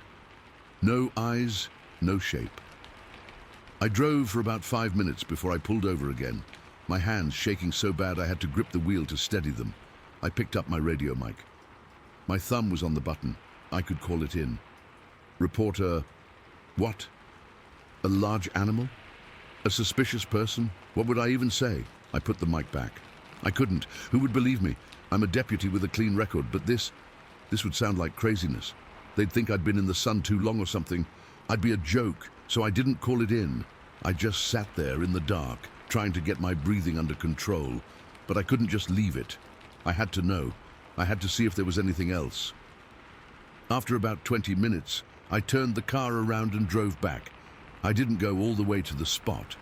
I parked a good distance down the road and got out on foot.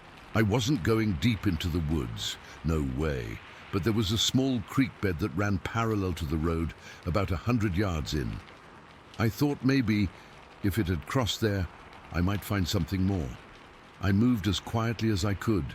My flashlight beam cutting a narrow path, the night sounds had started up again, which was a small comfort. I reached the creek bed. The ground was softer here, muddier, and I found it, a single clear footprint, pressed deep into the soft mud at the edge of the water. It was massive. It was easily 18, maybe 20 inches long. The shape was human-like, 5 toes, but the whole thing was just huge. And the depth of it.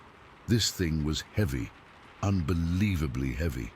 The musculature needed to leave an impression like that, to move with the speed and silence I'd seen. It was staggering.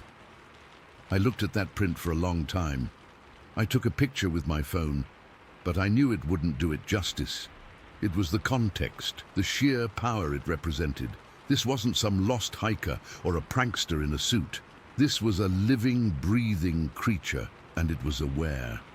When it looked at me, it wasn't just seeing a car or a light, it was seeing me. It assessed me. It decided to let me go. That's the thought that haunts me the most. Not its size, not its eyes, not the growl that felt like it was shaking my soul. It's the intelligence I saw in that look. It knew what I was, and it knew it had nothing to fear from me. I never reported it, not officially. The hair samples? I still have them, tucked away in an envelope in my desk. I don't know what to do with them. The picture is on my phone. I look at it sometimes, just to remind myself I didn't imagine it. I've been back to that area on patrol since then. I always drive a little slower down that gravel road. I always look into the tree line, but I've never seen it again.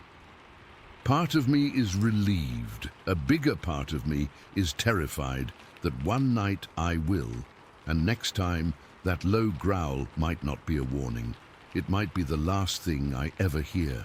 Whatever it was, it's still out there, and it knows we're here. Story 17.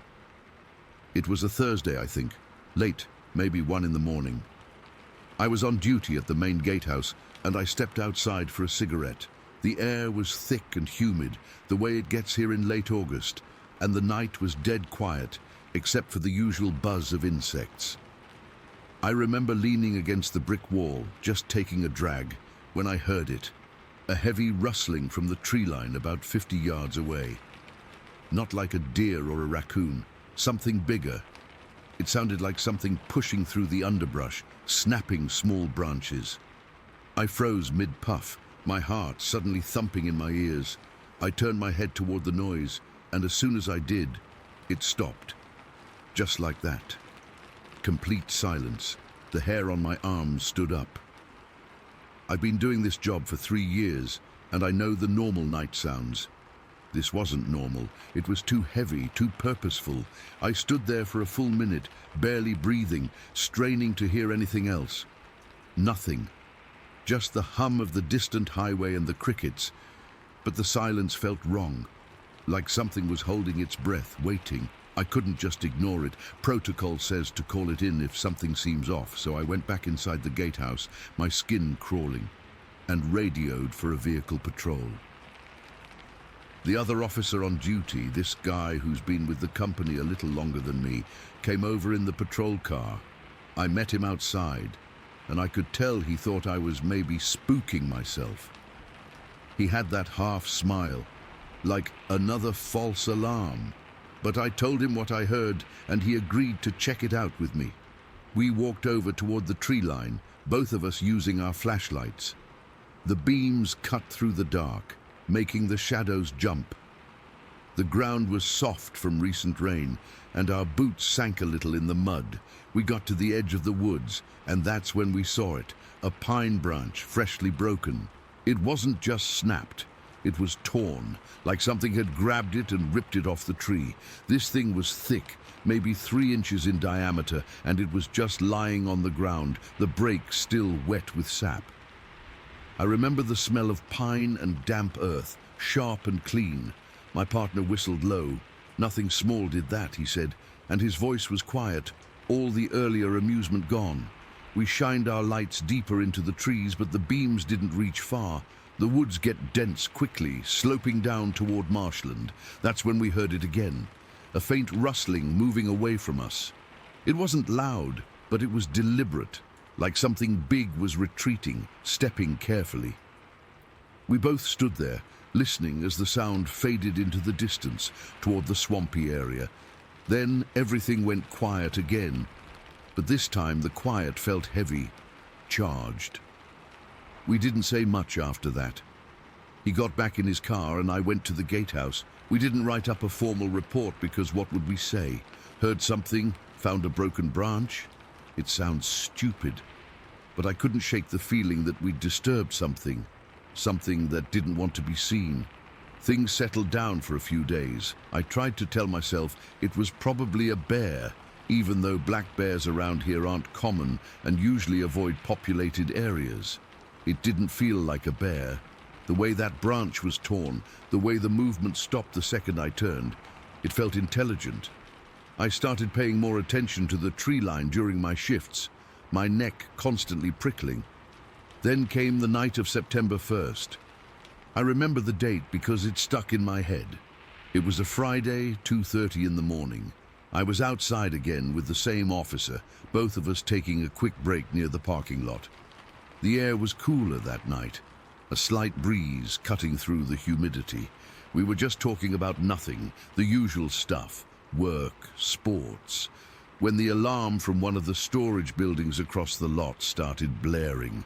It's a harsh electronic sound that always makes me jump.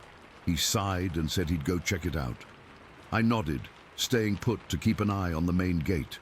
He started walking toward the building, maybe 30 yards away, and I turned to scan the perimeter with my flashlight. That's when I heard him stop.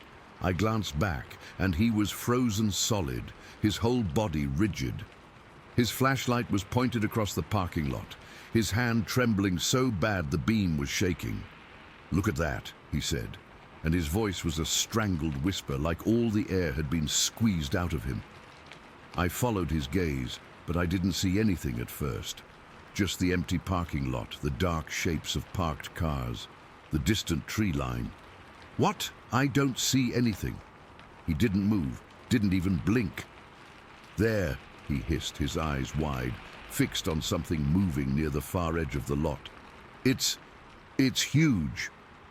I kept looking, squinting, and for a second I thought I saw a shadow detach itself from the deeper darkness near the trees, but it was gone so fast I couldn't be sure. My heart was hammering against my ribs. "What did you see?" I asked, my own voice tight. He finally lowered his flashlight, his face pale in the dim light from the gatehouse. He was breathing hard, like he'd been running. "It was tall," he said, swallowing. 8 feet, maybe more. Just a black shape, solid, like a man, but not. It was built heavy, broad across the shoulders. It walked across the lot, from over by the dumpsters toward Building C. It moved fast, but it was smooth, not clumsy. Then it just went behind the building and vanished. He was genuinely shaken. I'd never seen him like that. He's a big guy, ex-military, not the type to spook easily. He kept rubbing his face, looking back toward where he'd seen it. We went over to Building C together, our flashlights sweeping the area. But there was nothing, no sign, no footprints on the asphalt, nothing.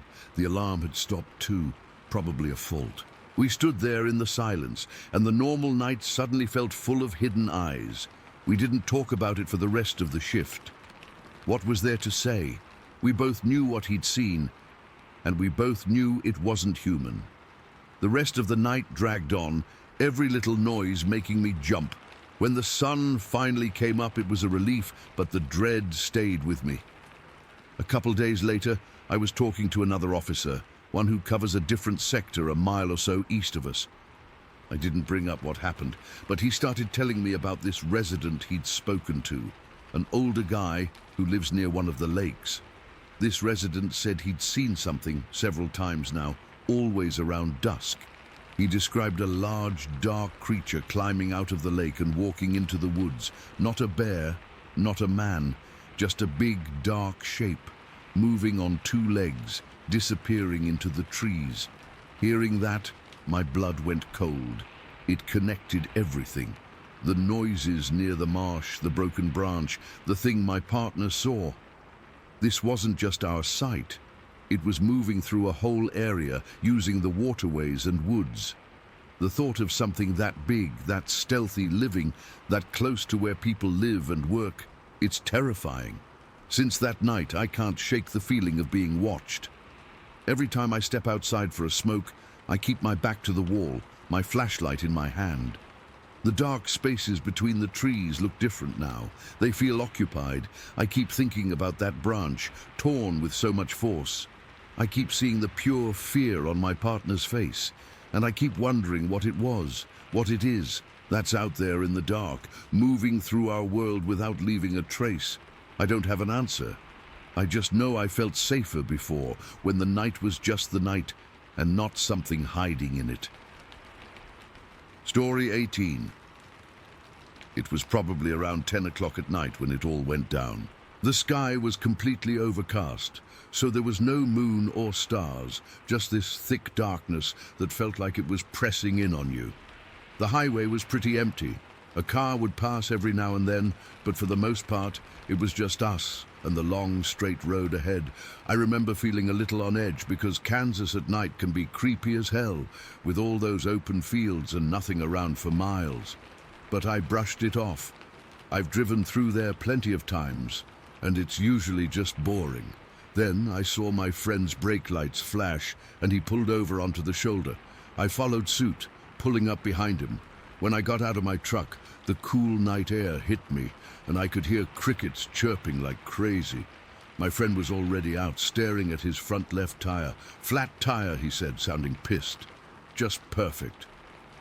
I felt that sinking feeling in my gut. We were stuck in the middle of nowhere, with no lights around, and the nearest town was probably a good 20 minutes away. He popped the trunk to get the spare and jack, but he was worried about safety with trucks whizzing by at high speeds. The shoulder was narrow, and every time a semi passed, it felt like the ground shook. I offered to walk ahead to see if there was an exit or a gas station nearby where we could call for help, or at least get better phone service. Our cells were basically useless out there. Maybe one bar if we were lucky.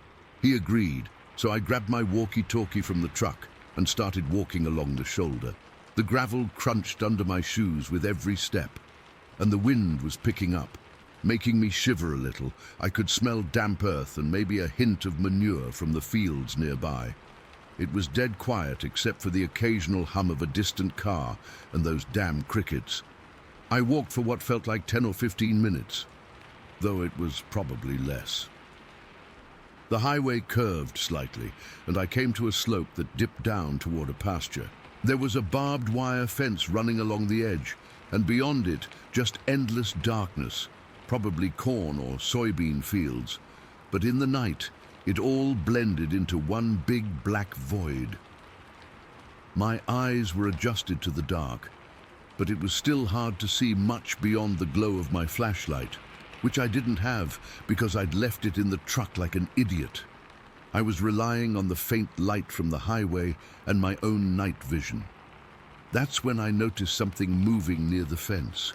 At first I thought it was just a plastic bag or some trash caught in the barbed wire, flapping in the wind.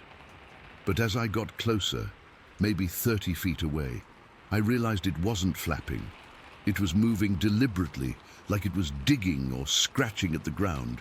My heart started to race a little. What the hell is that? A dog? A coyote? but it was too big for that. I slowed down, my feet feeling heavy, and I squinted to get a better look. That's when I saw it clearly. It was squatting down, using its hands to dig into the soil, and it was covered in hair, white or light grey, like it had been dusted with flour or something, but matted and thick. There was a dark, triangular patch on its chest, stark against the pale hair, almost like a badge or a natural marking. It was huge, way bigger than a person, and its arms were long and muscular. I could see the dirt caked on its fingers as it clawed at the ground. My breath caught in my throat, and I felt this cold sweat break out on my forehead. This wasn't right. This wasn't any animal I'd ever seen. Then, it started to rise. It moved slowly, almost painfully, using the barbed wire fence for support. It gripped the wires with one hand and pushed itself up, its legs straightening. It must have been 7 or 8 feet tall, and it didn't stand upright. It kind of hunched over and shuffled sideways along the fence, like it was dragging itself. The hair on its body was shaggy, and I could see the muscles underneath bunching with each movement. Its head was broad, and I thought I saw dark eyes, but it was too shadowy to be sure. No sound, though. It was completely silent, which made it even creepier. I froze. I mean, completely frozen. My legs felt like they were rooted to the spot, and I couldn't even blink. My heart was pounding so hard I could feel it in my ears, and my hands started to tremble. This thing was real, and it was right there, maybe 25 feet away from me. I thought, is this a bear? But no, bears don't move like that, and they're not that color. This was something else, something I'd only ever heard about in stupid stories, but here it was, in the flesh. I don't know how long I stood there, but eventually my survival instincts kicked in. I started backing away slowly, one step at a time, keeping my eyes locked on it. I didn't want to make any sudden movements, but my body was screaming at me to run. The creature seemed to notice me then. It turned its head slightly, and I felt this intense, primal fear wash over me. Those eyes, if they were eyes, felt like they were staring right through me. That's when I lost it. I turned and ran. I sprinted back toward the vehicles, my legs burning with the effort. Gravel flew everywhere, and I almost tripped over my own feet, but I kept going. I fumbled for the walkie-talkie on my belt, my fingers shaking so bad I could barely press the button. I yelled into it, "There's a Yeti! It's gonna kill me!" My voice was high and frantic, and I was gasping for air. I didn't know what else to call it, Yeti, Bigfoot, whatever, but in that moment, it felt like the only word that fit. I glanced back over my shoulder, and I saw the creature moving toward the highway. It was shuffling faster now, and it disappeared under an overpass that was up ahead. The overpass was dark, like a tunnel, and I couldn't see anything once it went under. I didn't stop to look. I just ran like hell until I reached my truck. I yanked the door open, jumped in, and slammed it shut, locking all the doors immediately. I was breathing so hard, I thought I might pass out, and my whole body was shaking. I could feel the cold sweat soaking through my shirt, and my heart was still racing, a mile a minute. My friend heard my panic on the walkie-talkie and came over to my truck, knocking on the window. "What's wrong? Are you okay?" he asked, his voice concerned. I rolled down the window just a crack, my hands still trembling. "There's something out there, a monster, I saw it," I said, my voice cracking. He looked skeptical but didn't argue. Just, story 19. Okay, I need to get this out. I've been carrying this around for years now, and I guess typing it all out might help. Or maybe it'll just make me relive the whole damn thing. I don't know. But if I'm gonna do it, I have to just start from the beginning of that day. The day everything went to hell. It was a Tuesday in late October. I remember because it was my turn to drive the kids to school, and the fog was so thick you could barely see 10 feet in front of the truck. We still live, I guess, but not there, in a rural house outside of Aberdeen, right near Copalis Beach. It's all woods out there, deep, dark woods that go on for miles. I'm a foreman for a logging company, so the woods are my office, you know. I've never been spooked by them, not until then. That morning started normal. My wife was making pancakes, the smell of coffee filling the kitchen. Our youngest, Tim, he was 4 at the time, was chattering away in his high chair. He was always a happy kid, full of imagination, but this morning he was extra excited, kicking his little legs and pointing out the window towards the back fence line. "Daddy, I saw the cowman again," he said, his voice all high and giggly. We'd heard this a couple times before. Cowman was his word for it. We figured it was a deer, or maybe a big dog from a neighbor's property. Kids see things. "Yeah, buddy, what was he doing?" I asked, just humoring him while I poured my coffee. "He was stuck on the pointy wire," Tim said, making a grabbing motion with his hands. He was big and hairy, and he smelled yucky. My wife was at the sink, and she turned around, her face a little pale. "John, I meant to tell you, when I went out to get the mail yesterday, there was a smell out by the fence. I can't even describe it, like a wet dog, but rancid, like garbage left in the sun." I shrugged it off. "We got raccoons, possums, all sorts of things. A dead animal can stink to high heaven." I kissed her on the cheek, told her not to worry, and finished getting ready for work. I dropped John Jr., my oldest, off at the middle school bus stop and headed to the site. The whole day, though, that smell my wife mentioned kinda nagged at me. It was just an odd detail. I got home that evening, tired from a long day. The sun was already starting to dip behind the trees, casting long, creepy shadows across the yard. John Jr. was waiting for me on the porch, and he looked spooked. He's a tough kid, 12 years old, not one to get scared easily. "Dad, can I talk to you?" he asked, his voice low. "What's up, son?" He looked back towards the tree line. "When I was walking home from the bus stop, I felt like something was following me. In the woods, just off the path, I could hear footsteps, really heavy ones like thump, thump, thump. I started walking faster, and they got faster. I ran the last 100 yards to the house." He was trying to act cool about it, but I could see the fear in his eyes. A prickle went up my own spine. A bear, maybe. We have black bears around, but they're usually shy. Still, a bear following a kid, that wasn't good. "All right," I said, trying to sound calm. "Let's go take a look, grab a flashlight." My wife didn't like it, but I took my rifle from the cabinet, just in case. John Jr. And I walked out towards the back fence, the same one Tim had been pointing at. The air was cool and still, and the woods were way too quiet. No crickets, no birds, nothing. That's the first thing that really got to me. The silence. It was heavy, like a blanket. We got to the barbed wire fence. My flashlight beam swept over it, and then it stopped. There was a clump of something caught on one of the barbs. I leaned in closer. It was hair, a big clump of it, thick and coarse like horsehair, but a reddish-brown color, and stuck to the base of it, where it had been ripped out, was a little piece of skin. Flesh, grayish and tough-looking. My stomach turned. This wasn't from any bear or deer I'd ever seen. I reached out to touch it, and the smell hit me. It was the exact smell my wife had described. Wet dog and rotting garbage, so strong it made my eyes water. It was coming from the hair. That's when we heard it. A sound from deep in the trees. Not a rustle. It was a heavy, deliberate movement. A branch snapped. Not like it was stepped on, but like it was pushed aside with real force. John Jr. grabbed my arm, his fingers digging in. "Dad." "Shh," I whispered, my heart starting to hammer against my ribs. I raised the rifle, clicking the safety off. The sound was so loud in the silence. We stood there, frozen, listening. The footsteps started again.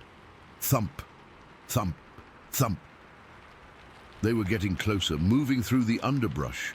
Like it was nothing, I swung the flashlight beam towards the sound, and my blood went cold. It stepped out from between 2 big cedar trees. It was, I don't have the words, it was over 7 feet tall, easily, massive. Its body was just sheer bulk, covered in that same reddish-brown hair, but it was matted and dirty. Its arms were long, hanging down past its knees, and its eyes. God, its eyes. They glowed, a deep, fiery red in my flashlight beam, like two hot coals. It didn't make a sound. It just stood there, looking right at us. I could feel its stare, a physical weight. This wasn't curiosity. This was a predator sizing us up.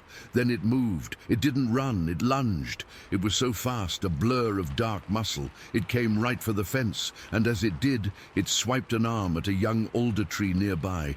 The tree, it was about as thick as my leg. It just snapped. It didn't break and fall. It exploded like a gunshot, sending splinters flying. That's when the fear took over completely. Pure animal terror. "Run!" I screamed at John Jr. He didn't need to be told twice. He turned and bolted for the house, a couple 100 yards across the open field. The creature, I can't call it anything else, let out this noise. It wasn't a roar.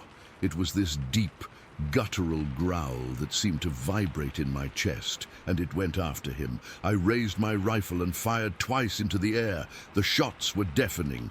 "Get away!" I yelled. It didn't even flinch. It was fast, so damn fast, covering the ground in huge, bounding strides. John Jr. was sprinting, a small figure in the fading light, and this thing was gaining on him with every second. I started running too, but I knew I'd never catch up. I saw it reach for him. It was maybe 5 feet behind him when one of those long arms swiped through the air. It didn't hit him, but the force of the movement, the air displacement, it was like a shockwave. John Jr. was literally lifted off his feet and thrown forward, tumbling through the grass. He landed hard, but he scrambled up and kept running, sobbing now. I fired again, this time aiming near its feet, praying it would back off. It just turned its head and looked at me for a split second, those red eyes burning with an intelligence that made my soul feel cold. Then it looked back at the house, at my son who was almost at the porch, and it let out another one of those ground-shaking growls before it melted back into the tree line, disappearing like it was never there. I ran to John Jr., grabbing him and half dragging him inside. My wife slammed the door shut and locked it, her face white as a sheet. We were all breathing like we'd run a marathon. John Jr. was crying, his whole body shaking. I checked him over. He had a nasty scrape on his arm from the fall, but he was okay, physically at least. The rest of the night was a nightmare. We barricaded the doors. I called the sheriff's office, but what was I going to say? A Bigfoot tried to eat my kid. They said they'd send a car out when they could. We knew we were on our own. After we got the kids to bed, all of us in our bedroom, the noises started, eerie, high-pitched howls that echoed through the woods. They didn't sound like any animal I knew. They were wrong. Then, later, Tim sat straight up in bed. "The cowman is talking," he whispered. We listened. From outside his window, which faced the side yard, we heard it, a series of chirps and clicks, almost bird-like, but lower, guttural. And then, mixed in, what sounded like muffled, gurgling words. You couldn't make them out, but the rhythm of it was, conversational. It was the most chilling thing I've ever heard. This thing wasn't just an animal. It was communicating, and it was focused on our son's window. The next morning, I called my friend Patrick. I didn't give him the details, just said I had a weird animal problem and needed another set of eyes. He showed up with his own rifle. The first thing we did was check the fence line. The hair was gone, ripped right off the barbed wire. Then we found the footprint. In a patch of mud near where the pigs were penned was a single print. It was massive, 18 inches long at least. It was human-like, with 5 toes, but it was way too big, and the shape was off, wider and flatter. It was pressed deep into the mud, showing incredible weight. And the pigs, our 2 sows. They were just gone. The gate to their pen was still closed and latched. There was no blood, no struggle, no sign of them at all. It was like they'd been plucked from the earth. We went back to the house, and that's when my wife called us over to Tim's window. On the outside of the glass, up high, way too high for a man to reach without a ladder, were muddy handprints. They were huge, with long fingers. It had been standing there, looking in at him while we slept. That was the final straw. We decided we were leaving that night, going to my sister's place in Elmer. We'd pack a bag and go as soon as it got dark. I spent the last hours of daylight on the porch with my shotgun, watching the tree line, watching the barn. The barn door was open just a crack, and as the last light faded, I saw them. 2 pinpricks of red light, glowing from the darkness inside the barn. It was in there, watching me back. We waited until full dark, the plan being to make a run for the truck. But it made the first move. It came out of the darkness so fast I only saw a blur. It slammed into the side of the house. The whole structure shook. Then a window on the side, the living room window, shattered inward. I heard my wife scream and Tim shriek. I ran inside. The creature had its upper body through the broken window, glass shards sticking out of its fur. It was reaching into the room, its long, powerful arm stretching across the floor towards Tim, who was frozen in terror on the couch. The smell was overwhelming, filling the house. My wife was there. She didn't scream again. She just raised the shotgun she was holding, aimed, and fired. The blast was immense in the small room. It hit the thing square in the shoulder. It let out a roar this time, a sound of pure rage and pain that hurt my ears. It jerked back, pulling itself out of the window, and then it was gone, vanishing back into the night. We didn't wait. We grabbed the kids, didn't even grab our bags, and ran for the truck. I've never driven so fast in my life. We stayed in Elmer for a week. When we finally got the courage to go back, with my boss and a couple of his guys for backup, we found nothing. The house was still there, but it was a shell. The front door was torn off its hinges. Inside, it was pure destruction. Furniture wasn't just knocked over, it was smashed to pieces. Our heavy old tube TV was thrown across the room, the screen shattered. Every cabinet was ripped open, contents strewn everywhere. Walls were gouged like something had taken claws to the drywall. It wasn't a search, it was a rage, a tantrum. It felt like it had come back, pissed off about being shot, and just taken out its fury on everything we owned. We couldn't stay. There was nothing left to stay for. My boss helped us get a place in Aberdeen proper, away from the deep woods. We never went back to that house. We never reported the full story to anyone official. Who would believe us? To this day, I have nightmares about those red eyes. My wife jumps at every little noise. John Jr. doesn't like to go outside after dark. And Tim, he never talks about the cowman anymore. He just gets quiet whenever we pass a wooded area. That thing was real. It was powerful. It was smart. And for some reason, it wanted my son. We didn't just see a monster, we were hunted by one. And I still don't know why it stopped. I don't know why it let us go. I just know we got out, and I pray to God we never see it again.